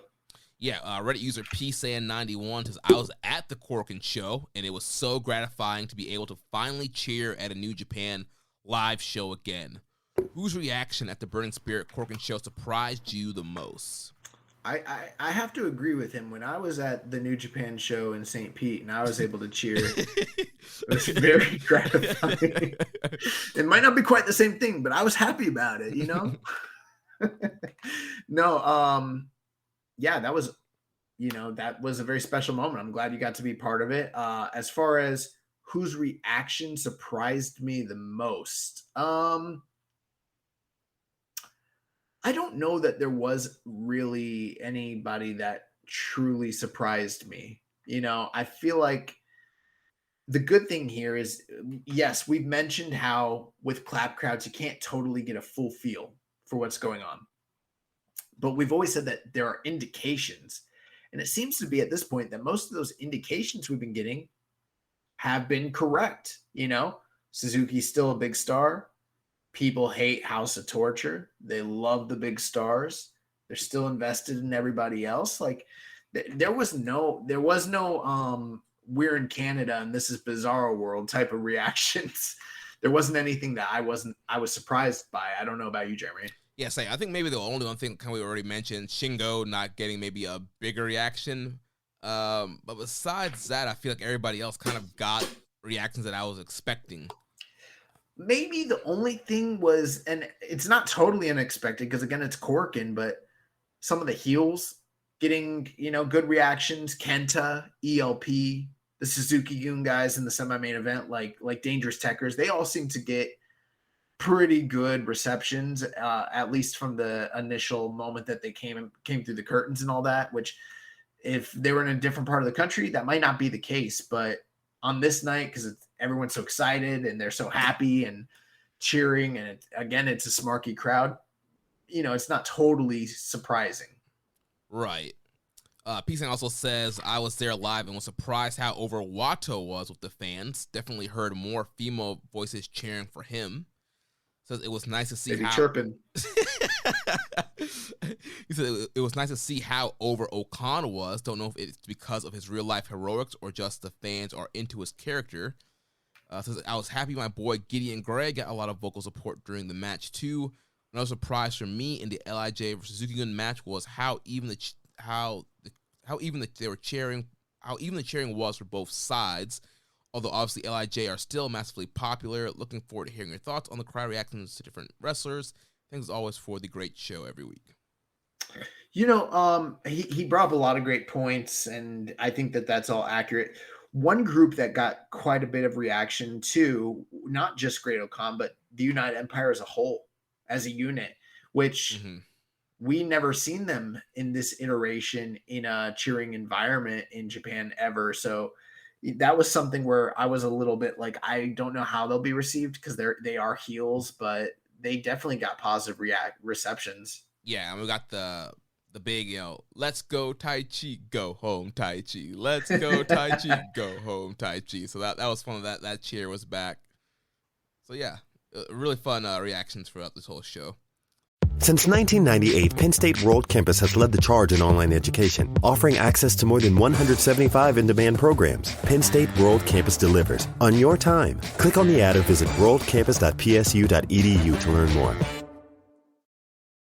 Picture this. You're fully immersed in your podcast because in the back of your mind, you're not trying to recall when that deadline was supposed to be or stressing to keep everyone updated on next steps. Meet Monday.com, a work management platform that makes having peace of mind easy. With Monday.com, all your work lives in one centralized place. You can automate updates to keep team members up to speed and ensure nothing falls through the cracks, even while you're enjoying your favorite podcast.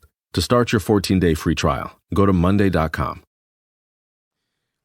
Then Mark Nato 1990 on Twitter says, is there any wrestler you thought were more or less over based on fans' reactions on today's show? I know he is over, but I was still surprised Jonah got a good chant considering he was in the ring with Okada and Tanahashi. Listen, man, Puro fans love big monsters. They love them, especially when they're believable and they can wreck shit. And sure, New Japan's had some big guys. They had their Archers and their Fales, but when's the last time they had a really believable monster? Like a guy that not only is big, but also believable and very legit looking and is pushed in that manner. It's been a while, but you look at their past, and regardless of how these people are remembered in history, there were times where they were fucking over Bob Sapp, Brock Lesnar, Big Van Vader, Bam Bam Bigelow, just, Scott Norton, just name a few. And those guys were, Andre the Giant. They love dudes like that in Japan. So I'm not surprised whatsoever on that end. Yeah, I mean, just based off the oohing and awing he got in a clap crowd environment, that let me know already that he was going to get big reactions when fans can actually cheer again. Now, if he hadn't have pinned Okada, I don't know if the reaction is like this, to be honest. I'm sure he'd get some, but I think a lot of this is goodwill based off of that huge victory too. Yeah. As far as people that were more or less over, the only one I will say, and I think we mentioned this point a little bit, but the heat that House of Torture got when they came out was pretty impressive.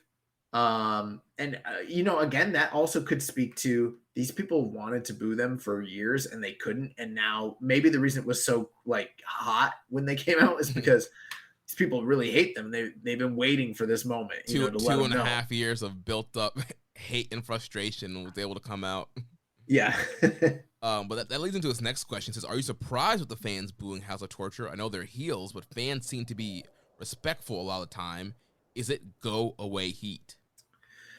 I didn't perceive it as go away heat. I perceived it as, make no mistakes about it. There's a lot of heels in New Japan. People that are rule breakers, people that do, and there's shades of gray. There's tweeners, face-leaning tweeners, heel-leaning tweeners, people that are, like Bullet Club who are heelish. They're bad, but they're not just outright always completely evil. Right. What I mean? They're more opportunistic, kind of cool heels. But then the subunit of House of Torture, these guys are just nasty cheaters that just are disrespectful and yada, yada, yada. So given the fact that they are probably the farthest, on the spectrum to being a bad guy that you could possibly be at this current time in New Japan, I didn't perceive the booing as being go away heat. I perceived it as being the proper reception to the character that they've been portraying this whole time. Could I be wrong on that? Yes, I could. My perceptions could be off. That could have been literally the people being like, fuck you guys, we don't want you Right. here. Get off I the don't know. screen. Based on how they were booing, it felt like we're at a pro wrestling show. We're gonna boo the heels. The other people are doing a big thumbs down, like boo. Like they were like, to me, Yes. it felt like they were like being a part of the show. Like, all right, here comes these heels. We're gonna boo them. We're gonna get into the show. We can cheer and boo again. Let's get into it. Let's boo them. So to me, this one night, it did not feel like go away heat. But you know, he did bring up a good point. That is rare in Japanese wrestling. Like most of the time, even when they don't like people, they rarely boo unless they do something specifically to elicit the heat. These guys didn't do anything like that. They just walked out. They walked out with the dog kennel cage, and they were like, "Oh hell no!" You know, maybe we're not Japanese. We don't know everything about the culture. Maybe that was them rioting. Like that was their version of like, you know, just letting them have it. I don't know. Yeah, peace and anyone. Let us know. Let us know what the deal is. Let's see. He also asks, what do you think is the best amount of members in a faction? Do TMDK need a junior to go with heavyweight and tag team? I think in New Japan specifically, given the way that their roster is set up, long term, if you're going to expand and have,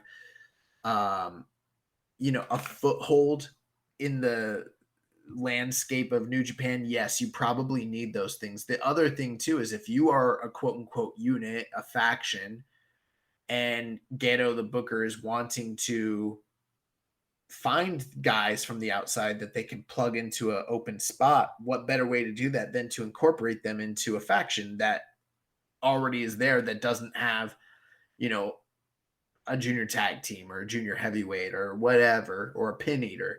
So that stuff does make sense to me.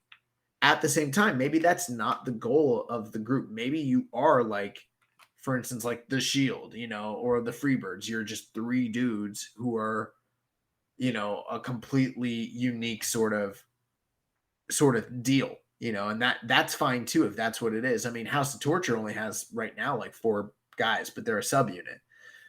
My feeling though, to kind of answer the question, I feel like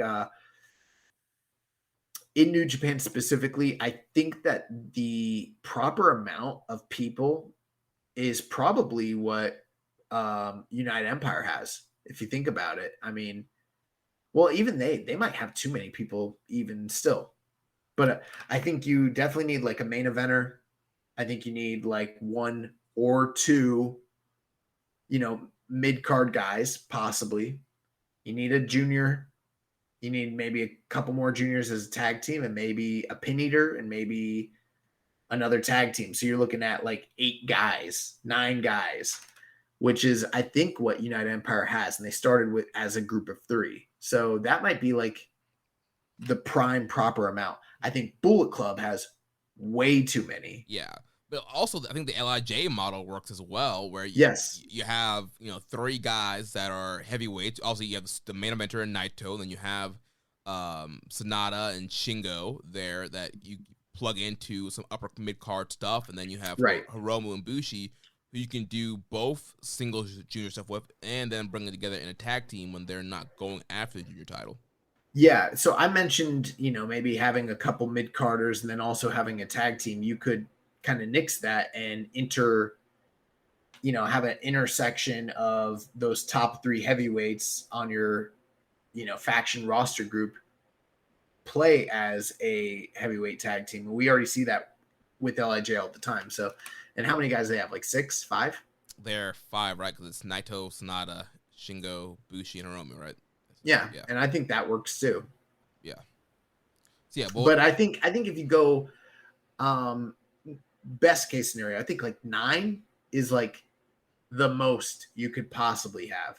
Yeah. I think if you're going past 9 in New Japan, like it's way too many, you know, and 9 is like a super faction at that point. Like you have a lot of guys. But I mean, at the same time, you think about it, what has been the most popular and profitable faction in New Japan for the past 5 years? It's always LIJ. Yeah. So maybe that's more the model to go to. Do you think TMDK needs to get a junior right now? I think they need a junior, but that's if they're going to stick around or not. I mean, they might not actually be a real long-term faction. A lot of that is contingent on Jonah, but because I mean, imagine if Jonah leaves, they might still try to keep it around, but it's just going to be some guys wearing TMDK letters, and it's not going to mean much unless they find a new guy to rally around. But if they do stick around, yeah, I think they need a junior. Maybe Robbie Eagles. I don't know who. Could be anybody. Yeah, just thinking of what kind of fit. I know Badu Tito's not Oceanic, but I don't know. I feel like Eagles potentially could fit in that kind of mix there. They don't have to be Oceanic. Badu Tito's American. That's what I said. Badu Tito's not, but the rest of the group is, so maybe. This feels racist of you. You know, Tito can be like Chase and be the honorary Oceanic guy. Let's see. So moving on to his next question. He says, with Gideon Gray involvement in United Empire and the Legion and Rev Pro, do you think Yota Tsuji will join United Empire once back from excursion? I haven't seen much of Rev Pro, but see that he is in the Legion faction. Possibly. I mean, there could be a connection there. And at the same time, maybe not, you know, keeping with the kayfabe of New Japan, not that it really matters. They did bully Tsuji quite a bit and, you know, teased that they wanted him to join the group and then, you know, pulled the rug from underneath him. Not that he was ever going to, this is when he was a Lion. Not that he ever actually was going to join them, but like they implied that they wanted him and then made it very clear that they were not serious about the offer. You know, there's comparable situations in the past where we've seen guys that were Lions come back and still carry beef and heat for the, you know, the senpais that, you know, bullied them in the past. I mean, look at Jay White. The whole reason he didn't join Kenny Omega in the Bullet Club is because the way they treat him as a young Lion. So maybe there's something to that. I don't know. Yeah. Also, if they do that, United Empire does not need another heavyweight right now. Yeah, I mean, yeah, they're pretty stacked right now. I mean, they have Ospreay, Cobb, Ocon, Hanare. Like, yeah, they don't really need any more guys on the heavyweight front. All right, so that's pretty much it for the first two nights of the Burning Spirit Tour. There was a video on demand show that happened this morning, but the video has not been released for that yet. So when they do those VOD shows, it's usually a day behind and when it gets released. So it probably should be on NJPW World tomorrow.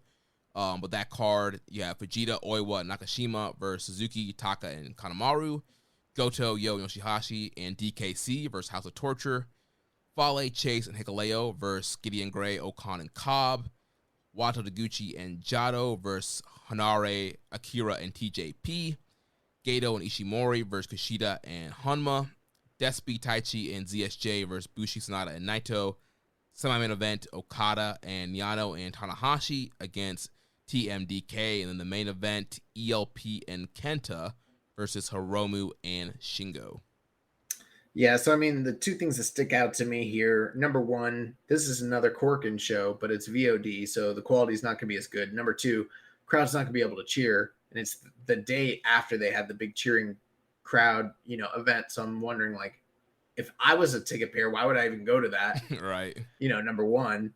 And then the second thing, kind of looking at the match layout, there's not much here that I find to be very compelling, except for the fact that they still have ELP Kenta versus Hiromu and Shingo listed as the main event.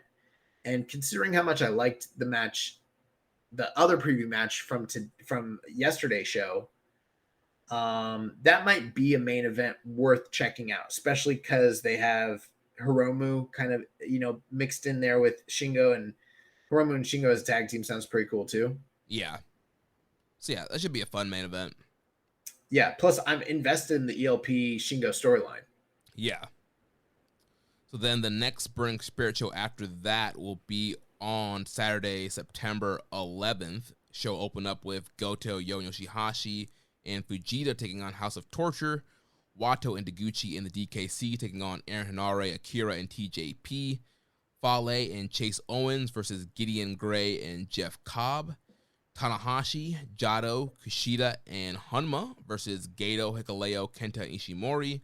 Suzuki, Taichi, Taka, and Sabre versus Bushi, Hiromu, Sonata, and Naito. Semi-main event, Okada and Yano and Makabe versus TMDK. And then the main event, it will be Yuji Nagata's 30th anniversary match. And Yuji Nagata, he will take on Great O-Khan. Yeah, so I mean, two guys that have recently been gone on excursion. O-Khan, he was over there in Noah. I heard his promo was flagged by Twitter on the official Noah. Did you hear about this? No, what happened? So he teamed with, spoiler alert for those of you that are Noah fans don't know about this, but he was in that special final Great Muta match with team with Muta, and at the end of the match, I think they lost. Maybe they didn't. I don't know. But at the end of the match, post-match, Muta sprayed the mist in Great O-Khan's face. So O-Khan cut a promo on Great Muta, and Noah's official Twitter page posted that. And Twitter found the promo so offensive that they banned and completely took down the Noah Twitter. So, O-Khan has been, this man's a menace. He's been out there, literally, he was a sleeper agent for Shinyon, and he literally disabled their entire social media. And this man Nagata's been over in All Japan. Every time he wins a match, they turn on the New Japan theme. He does his dance. The fans get pissed, and he's like, huh. So, yeah, two Hellraisers, ready to lock horns and do battle. Yeah, but it should be a fun main event. Nagata can still go. O-Khan's on the rise.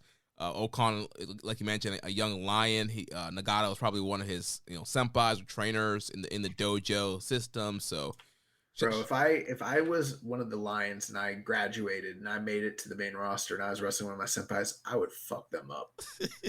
I would hit them with a lariat so fucking hard for all the times they abused me. I'd get mines. So that's what we should expect when you eventually face Matt Sydal. No, but I will beat him because he always loses. Every time I'm talking to like my training partners, and they're always like, talking about things they would do, things they did do, things they wouldn't do, and I'm always just like, I'd find a way not to job is the first part. Oh man. Let's jump over to New Japan Strong. So we had the conclusion of the High Alert Tour Let's call Saturday. It the Low Alert Tour. This was the Mid Alert Tour. Mid Alert Tour. So the show opened up with Lucky Ali. He lost to John Skyler. Then Eddie Kingston defeated Jake Something. And then the main event, Fred Rosser retained the Strong Openweight Championship, defeating Fred Yehai in the main event. Yeah. I think they should stop calling these New Japan Strong shows tours, because they're not touring anything. They should call it High Alert Night, or, Part 4. If this was a television show, this would be a 4-part episode because it was all taped on the same night, Right. Honestly, I don't even think they should have these tour brandings. I think it should just be New Japan Strong, and you build that Strong name and not throw in all these. I get they're trying to make it like New Japan with the tours and the names, but I'm fine with the names. It doesn't bother me. I mean, I've seen the criticism, but it helps me to pay more attention to, to kind of differentiate what we're even looking at, because if they don't have those tour names, this stuff's just going to meld and mold into one another. I'm never going to remember any of it. I guess that's a good point. But I watched the show just briefly before I came on the air. It was a so-so episode. I mean, I thought all 3 matches were good. I thought the crowd sucked, just like they have the entire tour. I thought this was the best night for the crowd. Like, I think they were into the Ali Skyler match, because Ali is local. He's local. He's a hometown guy. And then they were definitely into Eddie Kingston. No, they were into it, but they still sucked. Yeah. And also part of it is like, don't put 550 people in a building that could probably sit. I mean, I don't know. I'm just giving a rough guess. What, 2,500 people probably? Yeah. It looked pretty empty. It looks bad. I mean, they drew a good indie show crowd house, 550s. I mean, I think we had more than that here in St. Pete, but it's not bad. It's not great, but that building, the optics of it is also, ugh. Yeah. Also the production still kind of sucked on the show, but I mean, we've been saying that for 4 weeks now on this particular quote unquote tour. So, but the wrestling was good. I felt like each match got better as the night went on. I'd probably go like 3 3.25, and then I don't know, 3.5 maybe. Yeah. The Fred Ross or Fred Yehai match was it was good, but I found myself being much more impressed with Yehai. Oh, this is funny. So I'm watching this, and my girlfriend sees it, and she doesn't know Yehai. She's like, yeah. What? She's like, the guy's name is Yeah. I was like, what? She's like, Fred, yeah. I was like, no, his name is Yehai. Oh my gosh. She's like, I don't see it as Yehai. I see it as yeah. Well, that's how the crowd was like in that whole show. Just yeah. Yeah. But I thought Yehai was a lot more like dynamic and interesting to watch. He's just as a performer, I think he's a guy that really is pretty compelling. And the match had a lot of good wrestling, but it was just 8 minutes, and it kind of just ended abruptly. I wasn't expecting the finish when it came, but other than that, I felt like they were having a pretty good match. It's also weird because this is supposed to be the first title defense that Rosser has had, but he had his second title defense against Big Damo, and that aired first. So like, the kayfabe's all messed up there at that point, because they told us that this is the first one, but then on the other show they said that was the first one, so it's kind of weird. Yeah, this match, like I said, it was good. It was a little bit disappointing. I feel like there wasn't a ton of build to this matchup. It was a post-match thing where Yehai challenged Rosser. Right. Like you said, it ended pretty short. He hit him with that Emerald Flosion-like maneuver, kind of caught him off guard, and then beat him. And so, yeah, I mean, we've seen kind of, I think Philly Tom set a high standard for strong title matches and always had, very good to great matches. And so, big shoes to fill here for Fred Rosser. And so, like I said, good match, but I think, we're needing more for that title. Then post match, he cut a promo and was issuing an open challenge, and then out came TJP to accept the challenge. But the weird thing was, like, Rosser he laid out an open challenge, and he was like, well, why are you out here? Like, this doesn't involve you. It's like, you just lay out an open challenge. Like, that's why he's out there. That was confusing. And here's the thing. I like Rosser a lot. We've had a lot of good things to say about him, and there's a lot he's done so far in this company that I find admirable, and I also think is compelling. But on the mic, in a live environment, very often I'm kind of confused. I don't know if like the promo cutting is completely his bag, but yeah, that didn't make sense. He was like, I have this open title.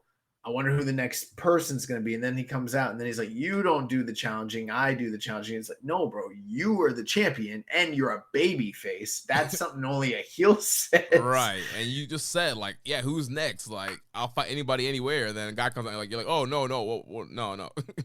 And then, the good thing that he did do to save it was he was like, all right, well, we can do it anytime, any place. How about right now?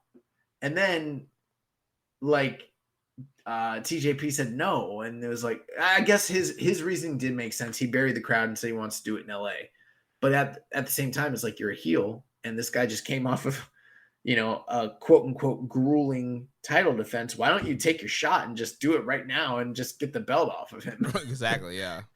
So I thought that was all a little wonky, but the crowd was into Kingston. I'm always impressed with Jake Something. Yes. I don't think he's a great worker necessarily. He's not bad, but he's just got like a real physicality to him and a great look.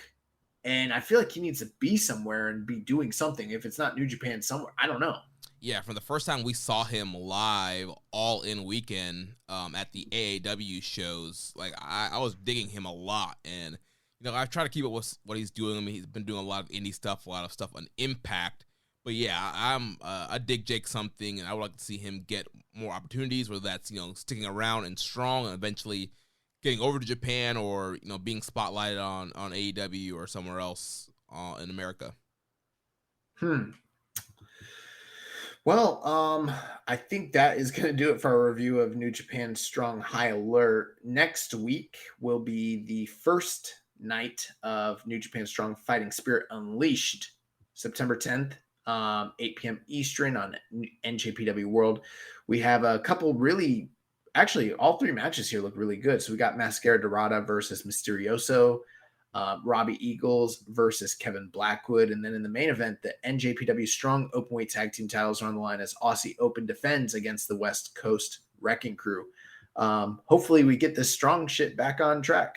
Yeah, sounds like a good card. We got the first defense of the Strong Openweight Tag Team titles. Aussie Open are awesome. I think they can have a really good match with West Coast Wrecking Crew. Like you mentioned, Eagles and Blackwood, that should be a lot of fun. And then Dorada and Mysterioso should be a lot of fun as well. So yeah, hopefully the Fighting Spirit Unleashed tour will be better quality. And the crowd, I forget where they taped this show. It might have been, it was LA Duck, because that's where the TJP roster match is happening. So yeah, hopefully this LA crowd is a lot more lively and we'll get into all the matches and programs here. So that's going to take us into the news. Not a lot of New Japan news items this week. New Japan has announced Hiroshi Tanahashi for their New Japan Showdown tapings in Los Angeles. Tanahashi will be a part of that Strong taping on Sunday, October 16th at Vermont Hollywood in LA. Tanahashi will join the current lineup of Jay White, Minoru Suzuki, Fred Rosser, Filthy Tom Lawler, Juice Robinson, and Aussie Open. Then this week on Access TV, they will be showing 3 matches from Budokan Hall from the G1. They'll be showing Naito versus Zack Sabre Jr., Will Ospreay versus Juice Robinson, and ELP versus Shingo. Josh, any other news items you can think about that we might have missed before we jump into these questions here? No, but I do think if you are listening to the show, you need to be following Keepin It Strong Style on Twitter at KI Strong Style. We're always posting, the latest and the greatest when it comes to New Japan. Anything that we see, whether it's direct or, something that's even just adjacent, we post it. I do know September 12th, obviously, is the Taka Taichi Despy Mania, and new details about that came out. We retweeted that just, a couple hours ago. Also, Minoru Suzuki is returning to Rev Pro for the British J Cup show Saturday, October 22nd. That's a little ways off, but I think that's the first time that Suzuki, actually last time Suzuki was there was for that match against Michael Oku. So it's been a little while since he's been back. But yeah, I don't have any other news items, but again, like I mentioned, I would definitely be following us because we are always retweeting all the most relevant news when it comes to New Japan, plus cool shit. Yeah. So let's jump into these questions here and wrap the show up. So first from Reddit user Viking Payne says, yo, you guys need to talk about that CM Punk versus Colt / the Elite / Hangman situation. Punk absolutely buried them in his media scrum, and there's been so much heat involving those people that there's even been reports of a legit fight breaking out backstage. Shit's wild.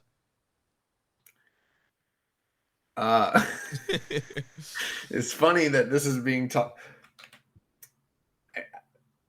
I'm hearing things literally as we're on the air pertaining to that, but it's not. I can't talk about it. I can talk about what we all know, but and this is not me being like putting on the this is not the big time. I'm not putting on my big timer pants and being like, oh, I'm big timing you guys. I know stuff, but I really don't. I literally just now as you asked that question, stuff started coming into my DMs. I'm like, oh shit. So what was the question again? He says that he wants to talk about the situation. Yeah. I don't know, man. I feel like here's the thing. I don't want to spend the rest of the night talking about this. So I want to keep my opinions on it light, because this is not an AEW podcast. We spent a lot of time talking about Will Ospreay last week, and I'm sure some people probably loved it. Some people probably hated an hour of Will Ospreay, but I will say this before we answer anything. One Nation Radio this past yesterday, they put out their episode. They gave great analysis and insights and opinions and takes and everything as it pertains to this. Either tonight or tomorrow, our AEW podcast on the network, All Things Elite, will be recording. And for those of you that are unaware, Austin Sumowitz, one of the co-hosts along with Floyd Johnson, is an unabashed and diehard CM Punk fan. So I'm sure that there will be an impassioned and lively discussion on that show. And I got to tell you, I'm excited to tune in for that one, because I don't know what is going to happen on that show.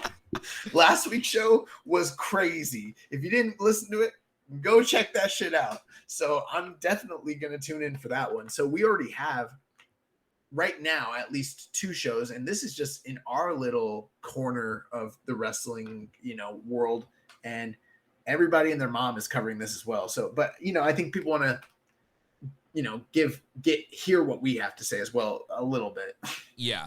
And I think I'm going to ask a second question, because I feel it kind of ties into this whole thing too. He says, what does Tony Khan have to do to get back control of his locker room? He's too big of a CM Punk fanboy to fire him, and can't see him firing his EVPs either. Okay. So, here's what I'll say. This is a very unfortunate and very ugly situation.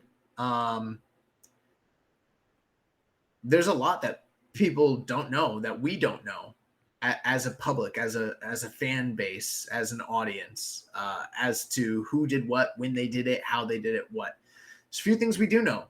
We know that Hangman Adam Page cut a promo a couple months back during the build to the CM Punk shit.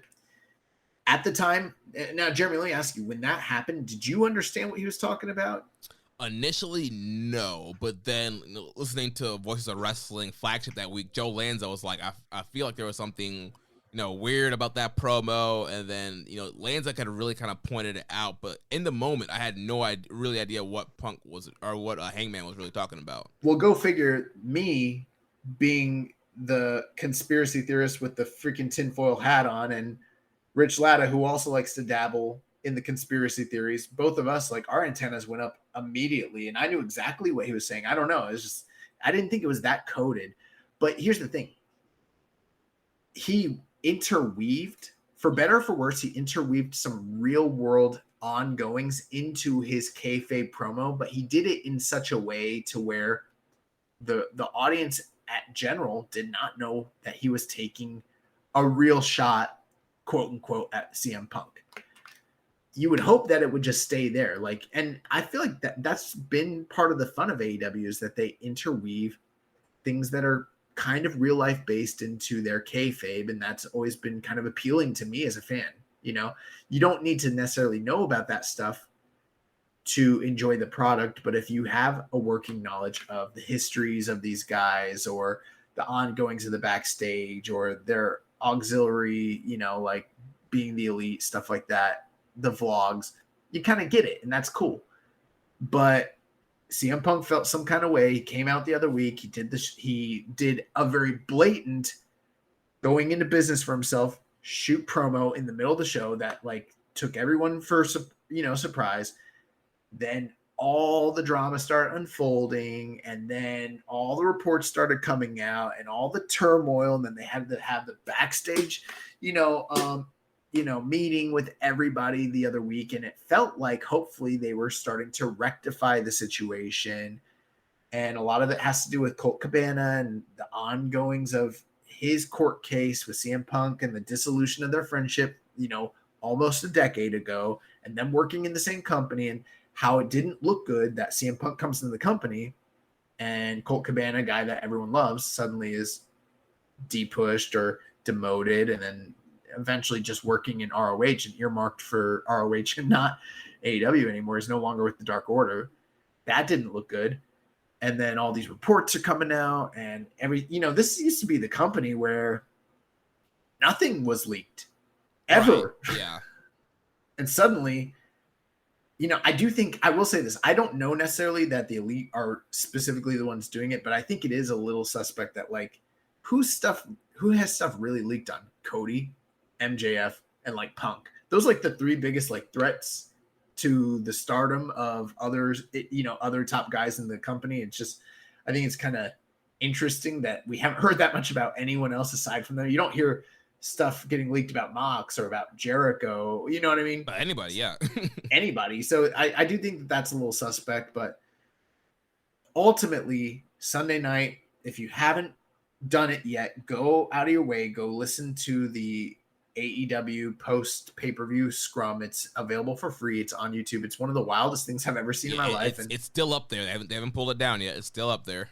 Yeah. And you know what's crazy? It only has like 500K like views. I thought it would be in the millions. So, it's not like everyone is as aware of this as maybe like just the certain subsect of like the to use an old term, the IWC, which kind of isn't a thing, but there is definitely a more diehard plugged in subset of wrestlingdom. Yeah, which more smarky, right. Crowd.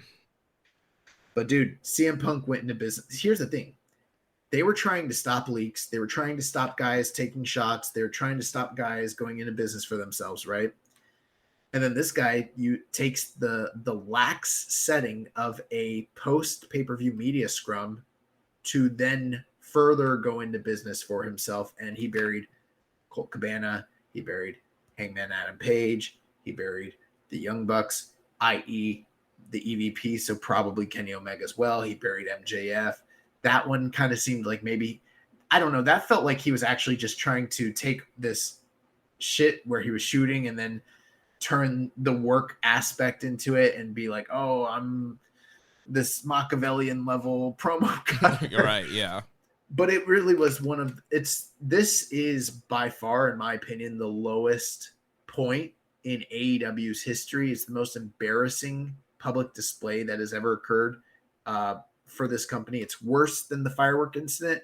It's worse than the Suzuki incident. It's worse than the Dark Order in that December episode of Dynamite where they were throwing the bad punches and everyone was pissed. Then that's what caused Cody to lose his power and all that stuff. So this was really, really, really bad. When you have the owner of the company sitting there while the top star is literally going into business for himself and he's bashing the guys who helped found the company, for better or for worse. I don't even know if Punk is lying about anything he said. I think Punk could be 100% telling the truth about everything and maybe from a moralistic standpoint be in the right. But the way he has gone about it, the things he has done have actually hurt the business that he's claiming he's trying to help. And he has the byproduct of it is him and the Bucks and Ace Steel. They all got into a fight. The details of that are still kind of unknown, but they're out there. There's lots of reports. There's conflicting reports, but it's becoming a more and more clear picture as time goes on. And I think it's really sad. It's really disgusting what's happened here. And I think there probably is blame to go around on all sides. I think there's, ultimately the person that's most to blame is Tony Khan. Yes. Like this, because, go ahead, Jeremy, you take it. Yeah, this guy needs to get control of the locker room. He needs to having his employees respect him. Like CM Punk totally disrespected him in that whole media scrum. He just sat there and did nothing about it. Just nod his head to everything that CM Punk was saying as Punk is burying his former world champion, is burying the EVPs, and it's just a bad look on Tony Khan. Like, he needs to get control of this stuff. And, Josh, you've been making this point in our group chats a lot. Like, Vince McMahon would not let something like this happen. He would not have wrestlers disrespecting him like this publicly. Like, maybe they'll do it behind the scenes and he takes care of it then, but like you never really saw such a public display of disrespect to Vince McMahon. And Tony Khan, if he's going to be, you know, a guy like Vince McMahon, a top wrestling promoter, like, he's got to get control, because it's making him look like the wrestlers are just running over him. Essentially, Punk steamrolled him during that scrum and made him look stupid. And the fact that he didn't do anything, he didn't try to cut Punk off, cut his mic, say, you know what, we're wrapping up Punk's scrum right now. Like, he needs to cool off. Like, there was nothing, as this guy was just burying his top stars, burying the guys that this company was built around. And like you said, maybe there's some truth to what Punk was saying. Maybe the elite are the ones who've been leaking stuff about the whole Colt Cabana situation, even though a lot of the top reporters are saying that they had not talked to the Young Bucks or Kenny about this stuff. So I don't know, but maybe there's some truth to that. How Punk handled it is not the way. You wait until you get behind closed doors, you pull in Tony Khan and say, hey, the EVP, this is what I think the EVPs are doing, like, we need to cut this out. Or he needs to go and have a conversation with those guys. Like, what he did was completely unprofessional, embarrassing as a world champion of promotion. Yeah, it was just a bad look. Yeah, you know, and I don't want to get too worked up about it, because at the end of the day, it's silly pro wrestling. But I'll tell you this, I've always been a big fan of Punk. I have not been a big fan of his run since he came back. There's aspects of it that I've liked, but in the ring, he hasn't been able to really too much get it done. And, you know, the funny thing is, like, growing up, this was like one of the guys that like reinvigorated my love for wrestling. On the first episode of this podcast, we were like, what if Punk ever came back? You know, it's like this big thing. And I always wanted that CM Punk Chicago shirt from Money in the Bank way back in the day, and I never got it. And then, like, last year, like a little bit before he came back, I found a way to get one, and I bought it, and now I own it. And now I don't think I want to really wear it. Like, yeah, I bought one of the first AEW ones. I'm like, ugh. And I've never been a guy who's like, fuck this guy, I'm not supporting him, but it's just wrestling. But there is a part of me, it's like, damn, dog, like, you really, like, you fucked the money, bro. That's the funny. So there's a few things that were in that press scrum that I thought were really stupid. Was like, he's talking about how Adam Page, you know, literally almost hypothetically ruined $1 million gate. Now, you could sit there and look at that and say, okay, what he's saying is you jeopardized the gate because you were unprofessional, but the tickets were already sold. So I think this is something that Rich has been alluding to. You know, remember the reports where people were like, I don't know if Punk would actually show up. Well, how could the thing be jeopardized if Punk was going to show up? I think the only way that it would be jeopardized is if Punk got so pissed at the promo, and I'm just kind of speculating here, but I think he's telling on himself a little bit, and went to the back and it's like, I'm not working with this guy. Fuck the pay-per-view. I'm going home. Yeah. Because I'm like, how does him doing a promo that nobody understands, that people liked, that seemed very good at the time, jeopardize the business? The only person it offended was you, Phil. So how is it jeopardized? You know, like, that doesn't make any sense. So I think he is confirming by, right, you know, by without actually properly admitting it. I think he's literally saying, I wasn't going to show up to the show because I didn't like the way he talked to me. He almost fucked $1 million gate, which is like, bro, you almost did, because you don't have, you know, you don't have a tough armor or a tough shell. Like, you get butthurt over nothing. Right. And then he's talking about, you know, that, and, you know, I'm here for business. I'm here to help this company. Well, to me, he just jeopardized multiple $1 million gates, because now we're probably never going to get him and Kenny. There's nothing, I mean, him and Bryan versus the Young Bucks, I feel like something you could have done. The Indie Powers versus the Young Bucks, like any number of matches, whether it was prior to all this drama or even in the light of it, you know, like let's say if things smooth over and they could work it out, is there money in a Punk versus the Elite type of situation? Yeah, there's a lot. And in fact, like you mentioned, I mean, Jeremy, can you think of any match in AEW right now that could possibly be more profitable than CM Punk and Kenny Omega in, say, Chicago? No, I mean, that's the hot ticket right now. That's the hot ticket. And I mean, you could do that. I think you could do that like Soldier Field. Right. You can do a huge building for that. Right.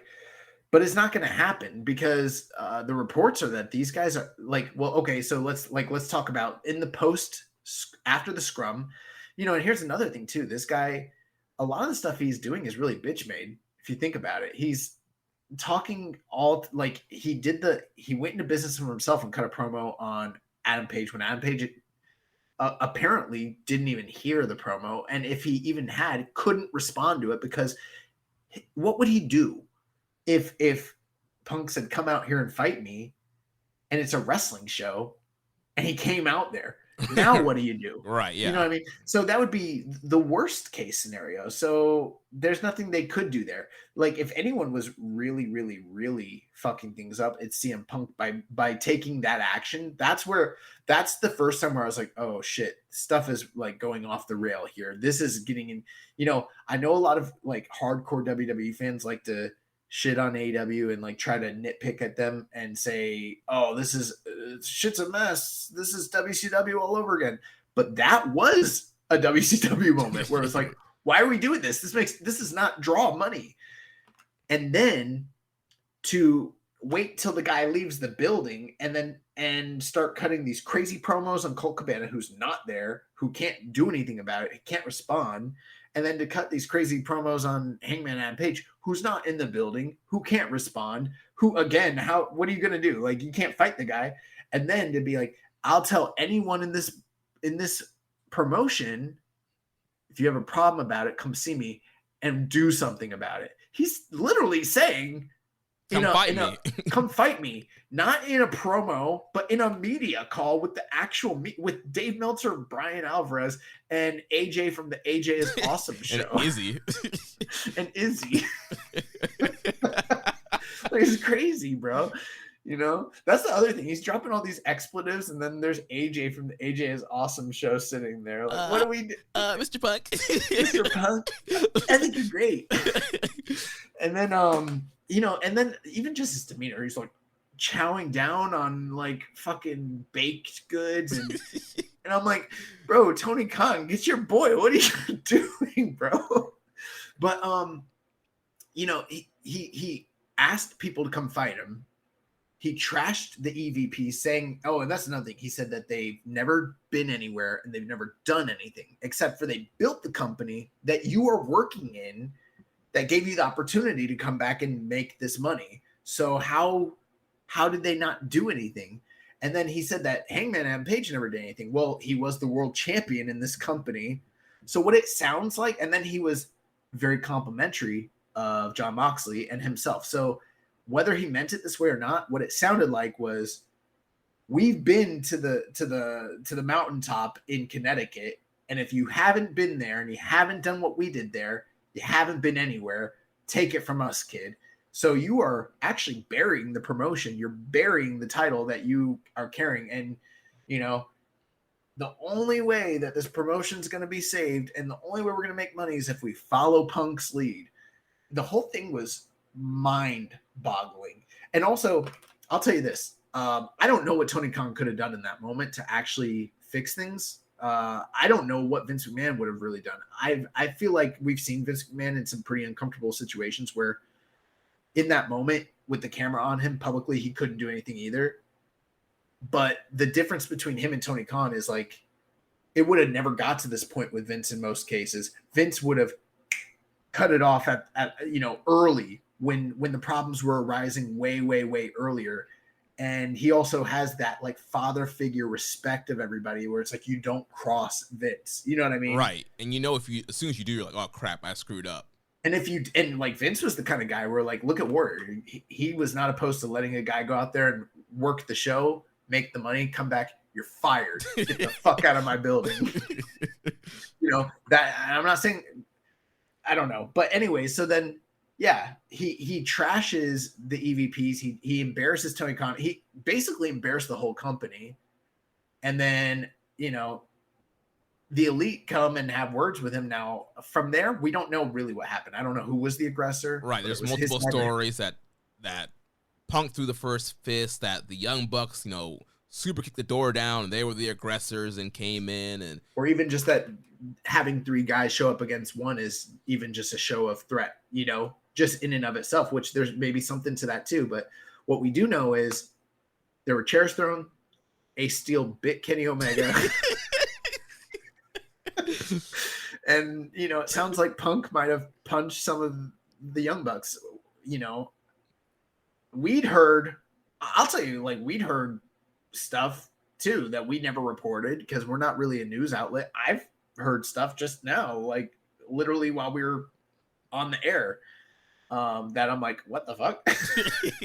So who knows what's really going on, but it's bad, man. This is bad. And you know what else is bad?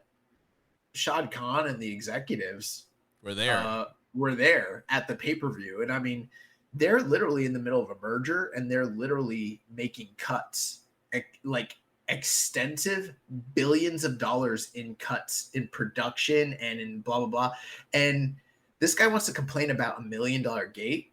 They got TV contracts coming up, my guy, and you're the champion and you're fighting executives and vice versa. The VPs shouldn't be fighting him either. Like, the whole thing is really embarrassing.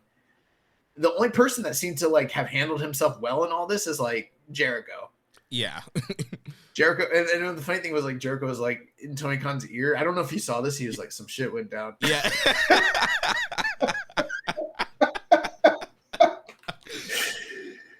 Oh man. So it's bad. It's really, really, really, really bad. And I don't know, as of the time of this recording, it sounds like something major is going to happen, but none of the journalists that are hearing the news are going to report it because they're going to allow AEW to break whatever it is that's happening. But like, I really wouldn't be surprised. I mean, I'll say this. If it was just that people are getting suspended and that's it, I'd be very surprised. It sounds like either Punk and Ace Steel are probably gone from the company. I think that's the most likely scenario.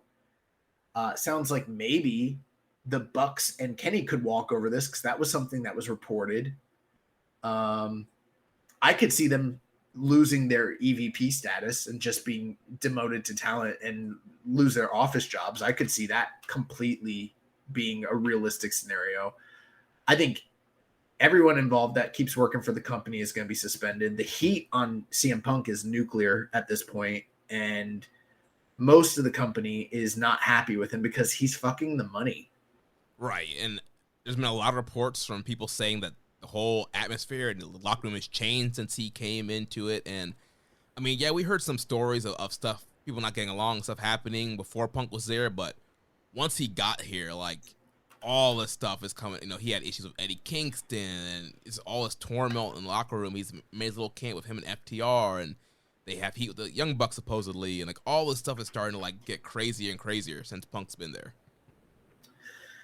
So that's where we stand. And my main feeling is like Tony Khan, you did a great job kind of going into all that, but Tony Khan needs to get his house in order because you could be a great booker, you can be a great talent signer and all that, and you can be an analyst and a businessman, but you have to have the respect of your talent. And if you don't have the respect of your talent, then you are just a money mark. Right. And everything they've been saying about you, all these people that have been hating, it's true. And, you saw how angry he got about the WWE. He was like, I'm not going to fucking take this shit anymore.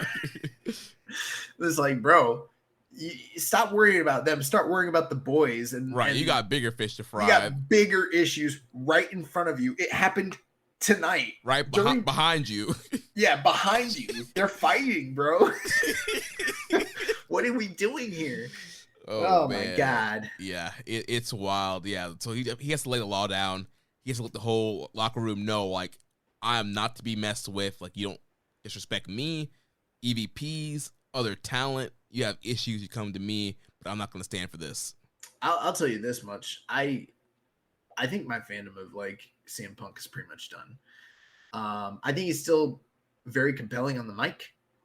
I think that he is still a good enough performer. He has enough like know how to work a classic style match that is. I thought he had a great match with Mox. I thought, but you know, it's a lot of smoke and mirrors. You know what I mean? Mm-hmm. But physically, he's not at the level of. I mean, I wouldn't put him in the top 50 wrestlers going today. Like, oh, not at all. Not at all. Not at all. Like, he's not a guy that I think can go at that level anymore. But more so, I really, really enjoy AEW as a brand. Obviously, New Japan is my primary focus, but like the idea that we have an open up industry in the West where more people can work and there's an alternative that exists and it's on national television and there's competition and these companies are going at each other and they're growing and thriving and all that. That's fantastic. I love it. And I really enjoy the product. And the idea that this one guy who I think is kind of washed is going to like fuck it up for everybody makes me like, I don't really need to see him. And I was already feeling that way before all this because his matches weren't that good. Yeah. And I felt that way from day. Jeremy, you got to give me my props. I said it during the Derby match. I said, this guy doesn't have it anymore. Yeah. From opening bell. Yeah. You were ahead and you were really down on Punk. I think all of us, we had our Punk glasses on. And you guys gave it match like 4.5. I was like, what the fuck did you guys see? I was like, that wasn't good. We had the Punk goggles on. We were just happy the guy was back and enjoyed the match. But then you go on from there. Look at all the matches he's had, and it's like, I like the Eddie Kingston match, and that was more because Eddie Kingston made him wrestle his style. Yeah. And you know, there's probably people that love the MJF shit, but even me, an old school wrestling fan, I didn't like it that much. It was okay, but I don't know. Fuck him, bro. Like the thing is, like you don't do the things that he did. Even if these guys lied on you, even if the whole media is against you, like you're supposed to be the leader and this big star making all this money. Like, why are you fucking it up for everybody? Right. And a year ago, coming back with this quote unquote new positive attitude, how much he loves wrestling and he's a different guy and he's grown and changed. But I don't know, man. We're seeing that same old CM Punk that always shows his head in WWE, Ring of Honor. There's stories pretty much in every promotion he's been in about his attitude, and once again, it's rearing its ugly head. And think about like Forbidden Door when he was like gonna take on first we thought it was Okada, then we heard it was Tanahashi, and I was like, that doesn't sound good. And when it became Mox, I was like a lot happier. And I, just thinking from the New Japan fan perspective, I can't think of anyone in New Japan I want to see wrestle 2022 CM Punk. No, not at all. I know that there's a lot of fans that disagree with me, but I don't care. Like, I don't. There is no match out. Maybe Shingo, because that would be funny. I don't know, but yeah, it's fucked up, bro. Yeah. So Viking Payne's he has actually two more questions here. First, he says, looking back now, did New Japan make a mistake by not accepting WWE's offer of a partnership? With Triple H taking over, WWE has feel revitalized and fun, while AEW is already imploding from within.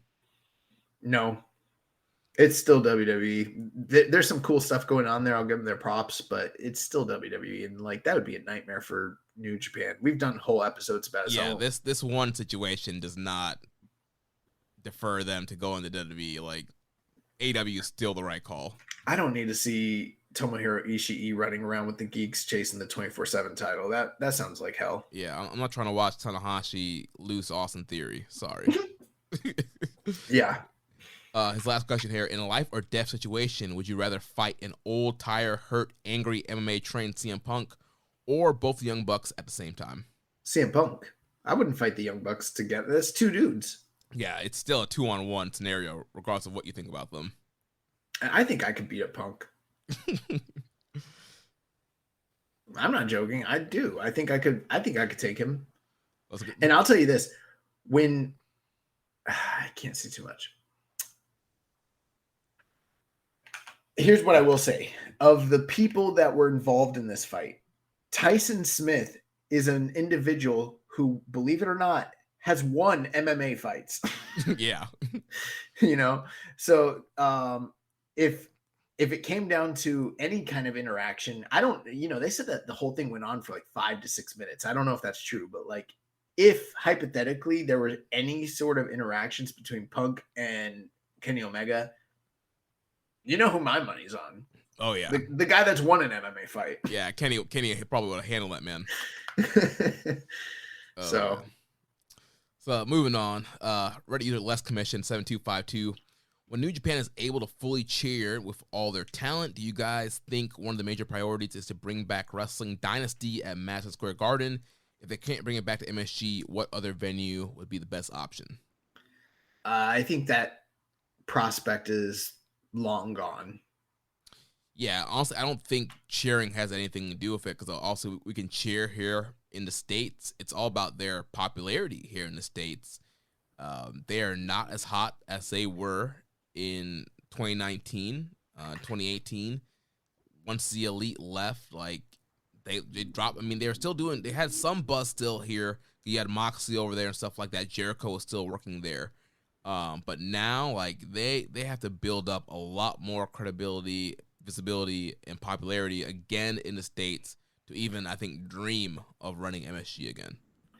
I can't think of it. Like, let's just say, hypothetically, there's no involvement from any other company. I think if they did do a big dream show, of course, there probably is going to be some AEW, maybe even Impact involvement. That's probably likely. But, like, let's just assume that that's not the case. Let's just assume it's a New Japan show. I can't think of any card that you could possibly throw together using any and everybody that you possibly could want from New Japan that would actually draw 16,000 people in America. Right. I think it's part of the fact of, there's not a ton of fresh new matchups. You can say, let's do Okada Naito for the first time in the States. You can do that, but I don't think it's going to sell out Madison Square Garden. Yeah, and I mean, even if you look at the more successful New Japan US shows since, say, last year in LA, what's the common factor in most of those shows? They involve stars from AEW and from Impact. I'm not saying that it's solely due to them, but they're getting a lot of help with the tickets from those two companies. Now, I think, like, let's say, could a Kenny Omega Okada match draw? Sure. I don't know if they're getting Madison Square Garden again. And I think the only way that happens is if it's an AEW branded, Forbidden Door type show. Yeah. Something like that would be, could really, but if it was just New Japan branded, you could, if you do the same show and it has AEW / NJPW on it, it's going to do business. If it's just New Japan, they're not doing the same business. Yeah. And that's just where they're at right now. That's where they're at. Yeah. And that might change. Also, I don't think AEW is running MSG anytime soon either. I think WWE has locked that up completely, and they're not letting that sort of thing happen to them ever again, probably. Yeah. Last question also asks, I understand that people want Ospreay versus Omega, but at some point, do you guys think we will get Ospreay versus Shibata around the near future, or is it still too much of a risk to put Shibata in the ring? I don't like the idea of him being a special appearance at Forbidden Door and nothing to follow from it. Well, you're going to have to learn to like it and live with it, because that's exactly what it was. I don't think Shibata's wrestling ever again. And if he does, it's not going to be a real wrestling match. Right. And it's going to be the exhibition thing, or it's going to be like what happened to Narita, where Shibata is going to be the one striking and the other guy can't do anything. You can call it a wrestling match all you want, but if the guy can't take a bump and he can't take strikes to the head, then he's not really wrestling. It's kind of like when Hogan was doing walk-in brawls with Sting in TNA. It's barely a match. Right. So yeah, I mean, Shibata, I think they're gonna just save him for kind of surprise, feel good appearances. But beyond that, like if he could wrestle, there would have been more matches this year already. There would have been more follow up from the Wrestle Kingdom stuff. He's out here talking about Ospreay and Shibata. Fuck that. Where's Kenta Shibata? That's the match I wanted. Right? Yeah. We never got it. Let's go consecutively. If we're gonna get Ospreay Shibata, then first give me Kenta Shibata. Then maybe we could talk about Ospreay getting his turn. Right. His last question here. As it is September, plans for Wrestle Kingdom is probably being made. So with that, my question is, what match do you guys see Tanahashi having at next year's Wrestle Kingdom? My guesses are either a rematch from earlier this year at Wrestling Dontaku against Tomohiro Ishii for the Never Openweight title if he beats Carl Anderson on this tour, or a match of AEW's Bryan Danielson. I feel pretty confident that we're going to wind up with Danielson and Zack Sabre Jr. in the Dome. I don't expect there to be a lot of AEW involvement, but I do expect there to be some, a few guys. I think Omega is one of them. I think Danielson could be another because that's a match that's been talked about a lot. Right. I think the big thing is Wrestle Kingdom is on a Wednesday. So it's on a Wednesday. Yeah, so that's going to hurt. Because TK said on Observer, he's like, if this was a Saturday, I would have sent a whole bunch of people. But, with it being Wednesday, I have to be selective on who I can send. Plus, we don't even know if they're still going to be on the air come January. Pug's going to get pulled tomorrow. Maybe. But as far as Tanahashi goes, that's a tough one. I mean, I assume he's going to win the Never title here. Yeah. And, he's never been one to hold that title for very long. So maybe he winds up defending it, or maybe he loses it in the interim. I don't know. I wouldn't be surprised if there does end up being an AEW title defense at Wrestle Kingdom, and maybe, Tanahashi could challenge that for that belt again. The actual world title? Yeah. Also do an All Atlantic maybe, depending on if Pac's still champion. Pac versus Tanahashi sounds pretty cool. Yeah, you could bring over the All Atlantic title into, the guys that are on the Pacific side, but I don't know. It's too early to tell. I really don't know what Tanahashi's doing. Yeah, I'm sure he's gonna do something, but yeah, it's kind of hard right now. Figure it out. Moving on to @InRingArt on Twitter. It says, am I crazy to say I would beyond love to see Eddie Kingston in G1 Climax 33? No, you're not crazy. I don't know if his body could hold. I'll tell you this much. I love Eddie Kingston. I think he's a great performer, but watching him on Strong this week, and that was, pre-taped, and then watching him live on AEW, the one thing I just kept saying to myself is he needs to get in better shape. I'm not saying he needs to be Joe Sixpack, but he was in way better shape when he got to AEW. And then through the first 6 months to a year he was here, he really was getting himself into a healthy performing shape. And he's not anymore. He's declined in that arena. And I think it is hindering his performance a bit. And can you imagine the way he is right now lasting through a G1? Sure, maybe with the shortened, if they do the shortened blocks again, it might be possible. But even still, 7 really hard matches for a guy in the shape he's in right now, I don't know if he could do it. Yeah, I would love to see Kingston. I think he would definitely need to work on making sure he's in the best shape that he possibly can be. But I think he would have a lot of fun matches in the G1. Next question for Mark Nato 1990 says, Yu Uemura was advertised to debut on Impact this coming week with a video package last week. Comes across as more than a once off if they have a vignette. Have you heard anything about this, and how do you think this will help his excursion? I don't know. What do you think? Yeah, I think it's going to be clear that they're going to use him for a couple of tapings, so that's why they did the whole video package to introduce him. I think Impact's a good place for him to work. There's some talented people there for him to get in the ring with and help him get some exposure. And I think, again, it's going to help him learning a different style, working that American TV style. Weight-wise, maybe he can be considered an X-Division guy. He can wrestle guys like Speedball Mike Bailey, have some fun matches like that. You can put him in a tag team. He can do some stuff with guys there. I mean, heck, you can even wrestle like Josh Alexander, who's a guy who's been on Strong. You can do something there as well. I think there's a lot of guys for him to really learn from and really get better with working in Impact. It's been a big question we've had ever since they started using the LA Dojo as an excursion, destination. What would that entail? And we've kind of seen different iterations as the wrestling landscape has changed, partnerships have changed, yada, yada, yada.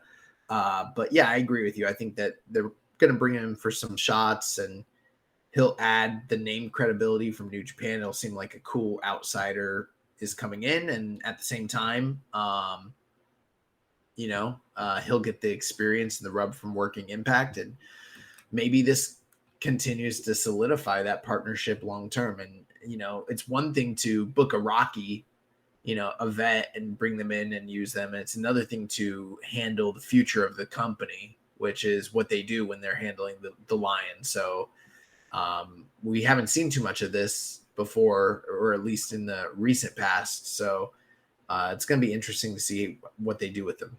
Yeah, Impact has a chance to redeem themselves from their blunder with Okada several years ago. That's what I was alluding to, yeah. Moving on to the next question from @Azurio.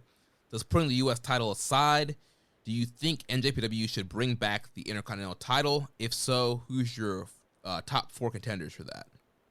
Yeah, I mean, here's the thing. I don't think they should bring it back because it's gone. And the whole entire allegation of having a world title is that the lineage and the existence of the IC title was melded into it. So that'd be like kind of going back on a stipulation, but they should have never done it in the first place. We've got countless discussions in the archives on this network, on this show from years gone past when they first, brought that to the forefront. So you can go back and listen to it. But, if they did have some sort of top secondary title, I think there needs to be an importance placed on one of their secondary titles, or they need to introduce some sort of new secondary title. I wouldn't even be like opposed to like, people would be pissed if I say this, but like, unifying like the US and the Never Belt. I don't even think that's necessarily a bad idea. They need some sort of secondary title that is capable of drawing on that level, because currently the US and the Never title don't seem to facilitate that role, even though they've wanted it to in the past. Right. Maybe we go with Tanahashi's idea, doing that 040 title. The U40? Yeah, no, it'll be 040. Oh, it's 040 because it's only over 40. Right. the old's on top title. Yes. As far as like top 4 contenders, I mean, I don't know. Guys that I think could be holding secondary titles that I think deserve a rub. Jeff Cobb. Yep, that's the first name I thought about. Okan. Yep. Jonah. Zack Sabre Jr. Yeah. Taichi. Yeah. Sonata. I don't know. There's a lot of names. Yeah, I feel like there's a lot of top upper mid card guys that are not really doing a whole ton right now that could definitely benefit from having an IC-like secondary top title.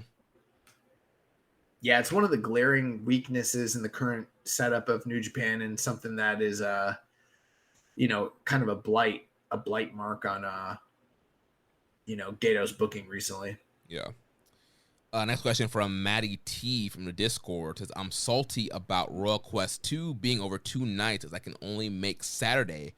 Are you more or less in favor of these split shows, and any speculation on realistic top matches? I'm okay with it when it's warranted and when it's called for, and there's other times where it feels superfluous because they're, it's a money grab essentially. Yeah. I mean, it seems like the tickets have sold well for these 2 nights of Royal Quest. So. Right. Like if there's demand and people want to make a weekend out of it and it's an international show, why not do it? Like for instance, we've seen them do that in the UK. And remember when they first came to the US and they had the 2 nights and the tournament, and that was great. The Long Beach, the US tournament. What I don't like is when it's just like a lot of fluff filled up in those 2 nights. And then it's like, well, I guess get your money, man, but I don't know. Yeah. As far as speculation on top matches, I'm going to assume that guys like Zack Sabre Jr. will be in a top match. Will Ospreay will be in a top match. Besides that, I don't quite know because, Jay White's scheduled to defend against Tama Tonga in October. So I guess technically you could do a Jay White defense there. I'm going to guess Aussie Open is going to defend the strong titles against, or maybe actually Aussie Open might face FTR for the tag titles. They could potentially do a double title match or just Aussie Open going after the IWGP heavyweight tag titles. Or maybe it's a three-way because Good Brothers will be there as well. So there'll be some kind of tag title situation, I think. Yes. Possibly. Yeah. Besides that, I'm not quite sure what else they're going to do. You know what? They could run that Ospreay Suzuki match because Ospreay was out when he was supposed to face Suzuki. Yeah, I guess. Yeah. I really don't know. They haven't announced anything. We haven't had any storylines to build to it, and it's taking place not that far after Burning Spirit Tour ends, right? Right, yeah. So I don't know. I feel like Burning Spirit Tour is going to end, and then they're just going to list a bunch of shit to happen on those shows. Yeah, we've seen them do that before. NJPW says, heard the other promotion is having some scuffles in the locker room. Any good NJPW backstage brawl stories? I can't think of any that I know of. Which I'm guessing means you probably don't either. Right, yeah. If you don't know, then I definitely don't know of any.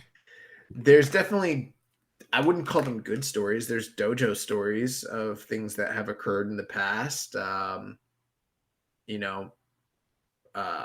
Controversies. There was a death in the LA dojo or in the Noge. Well, it wasn't Noge dojo, but yeah, in the New Japan dojo at one point, which was shrouded in a lot of mystery and a lot of someone died, one of the trainees, which was not good. But most of the fights that I know about occurred in front of the cameras, like Inoki shooting on the great Antonio, Akira Maeda when he shoot kicked Riki Choshu in the eye, Akira Maeda when he shot on Andre the Giant, and all that stuff's on tape and it's out there. Obviously the famous shoot incident on January 4th in 1999 with Nogawa and Hashimoto, which just effectively ended Hashimoto's top guy reign in New Japan, which was one of the most that was probably, if not the one of the most controversial moments in the history of New Japan, and was definitely one of those dark days sort of things that happened. I'm sure there's other things that I'm forgetting about, but at the same time in New Japan with their training, a lot of it's shoot based. A lot of those guys used to shoot with each other. That's where UWFI came from, was a guy like Akira Maeda or being frustrated that he's not at the top of the card, but him and Fujiwara can fuck everybody else up in the back regardless, and they're like, I don't get it. If we're training to fight for real, which there is something to that. If you're training the guys to fight for real and you're putting this emphasis that they need to be really good shoot fighters, but then you book them as mid-carders the way you would just regular, it's like, well, why? That makes no sense. Right. If I can shoot, why should I work? Right. Oh man, I'm sure there's other ones, but I don't know of any famous backstage fight stories that I can think of off the top of my head. Gotcha. Well, that's it for the question. Thanks for everybody who submitted a question this week. Keep them coming for next week. And that's going to wrap the show up. Next week, we'll be back to discuss more of the Burning Spirit Tour. If you enjoyed today's show, please consider making a donation, visiting socialsuplex.com/donate, and click on the donate button under the Keeping It Strong Style logo. Make sure you connect with us on social media.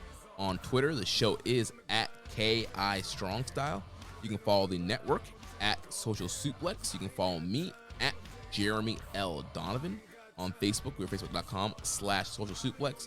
On Instagram, we're at social suplex. On Reddit, I'm the pro black guy. Josh is keeping it strong style. You can email me, jeremy@socialsuplex.com. And check out all the other shows that we have here on the Social Suplex Podcast Network. One Nation Radio, hosted by Rich Latta and James Boyd. The Grave Consequences, hosted by Caleb and Maserati. All Things Elite, hosted by Floyd and Austin. The AEW Match Guide Podcast, hosted by Sir Sam. And the Great Match Generator, hosted by Danny Kugler. Don't forget to subscribe and leave a rating and review. And we will catch you next week on Keeping It Strong Style, the ace of podcasts. Ichiban. Thank you for listening to Keepin' It Strong Style. We'll see you next time.